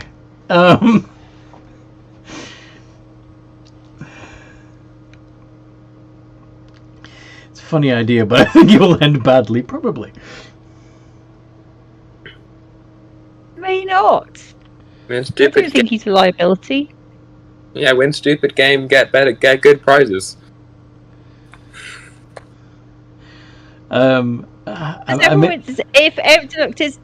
Does everyone hate this idea? If everyone hates this idea, then I'm happy to retro it that I never did it, and instead we just ask the guards. I mean, if he does snap and turn on you guys, then you'll just be able to fight him and destroy him again, right? Yeah, he's a bit broken after all. All of us are here, we could do that. I'm just concerned about the amount of energy we will put into defending him. Yeah. But what's going to attack you guys? I mean...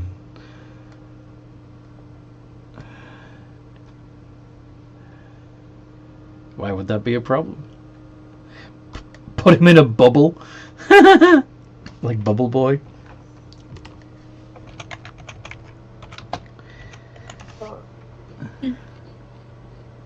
Look, if everyone is totally against this idea, then I'll just say that I don't think that's... Damocles never tried to persuade him.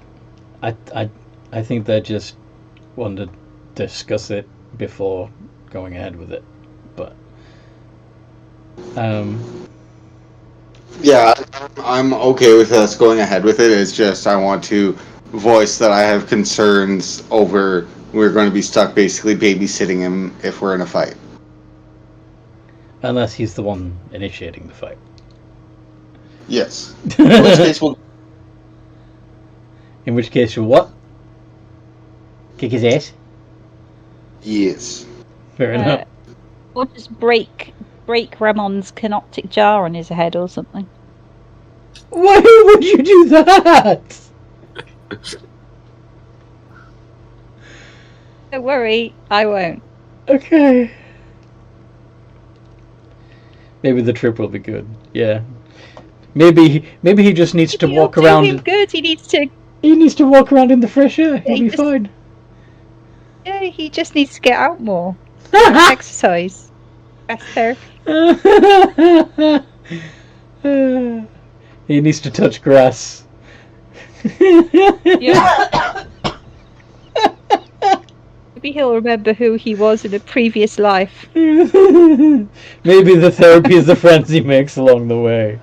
Maybe. Okay, we're doing this. Are we actually convincing Goodwin to come with you to the surface? I think that sounds like the plan. Alright. Other guys did say we have. I think we got 3 yeses and 1 no and 1 undecided.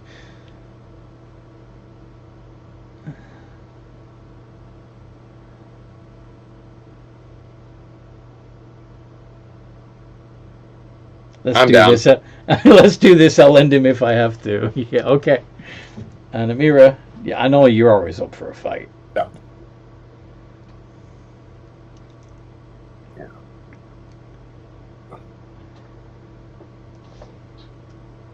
I'm okay with bringing him. Cool. Alright. Oh, yeah, you're his emotional support people. Yes. Well, Amira's already your emotional support kobold, so, you know. What's one more broken person? But yeah. He'll lead you to a, unlike most of the other entrances in and out of the Necropolis into the cavern systems around, this opening has been actually carved into the rock and leads to a chamber with a staircase leading directly up through the stone, rather than it being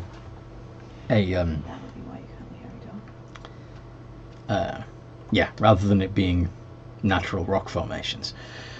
And there are various ancient murals and friezes on the walls as you're climbing up the stairs. The stairs go on a long way up. And is there anything you want to look around interestedly? Nice fresco. Yes, they show. Try that now. There we go. History of the Necropolis and the heroes Not intentionally. Yeah. I think my that deck we was trying are to switch them grateful for. earlier, but then I didn't switch it on Discord. What's this part here with the is that some sort of... No. Can't really tell what that is, Goodwin. Is that some kind of large cat? No. Yeah, where it's sort of bouncing on some It wasn't intentional. like so- elves. It's a bit faded. A large cat bouncing on some elves? No, it's not that. Is that what you said? Yeah, a large cat pouncing on some elves. Pouncing on some elves. You okay? Yeah, look, Damocos is looking at it, and it's a bit faded and cracked, so he can't quite see what it is. So he's like a bit worn away in that particular place. That is Will do. not a mere cat. That is a manticore attacking. A manticore. Yeah. One of them got down here a few centuries ago. Caused havoc. And are those elves, or are they just ghouls? Ghouls. Or what are they? Ghouls. A manticore attacking some ghouls. Eventually. Okay, so yeah, I didn't think it made much sense for it to be a giant cat attacking elves. That makes more sense. Eventually, we were able to overwhelm the beast.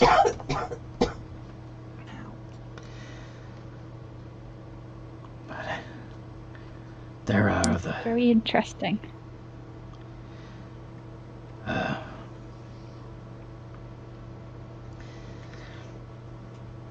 Yeah. So anyway, this particular mural right here might be of interest, considering where this tunnel heads out.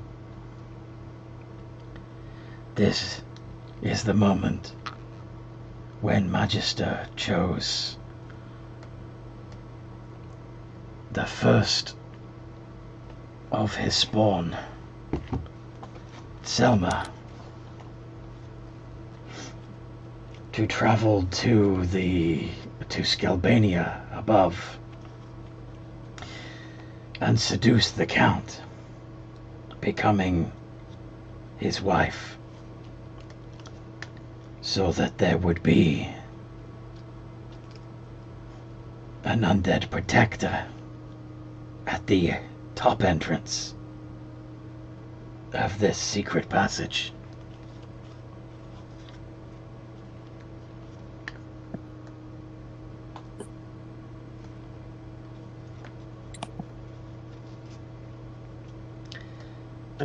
Lovely. I assume this undead protector is still in business. Indeed. We shall be exiting from the stairwell into the catacombs below her palace.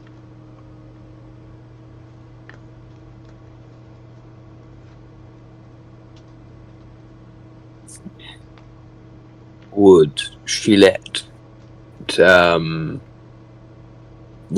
us by, given that you're with us? Like official night work or anything like that? You are all of the Necropolis. Yes. Out of character, the guards know we're breathers, remember? Yes, but Goodwin is crazy. No, sir. Remember, we're alive. We've been working with you to alive? Sort out the drow, remember? Living! Calm down. He draws his sword, and hellfire crackles around his other hand. Living! We'll put a pin in it there.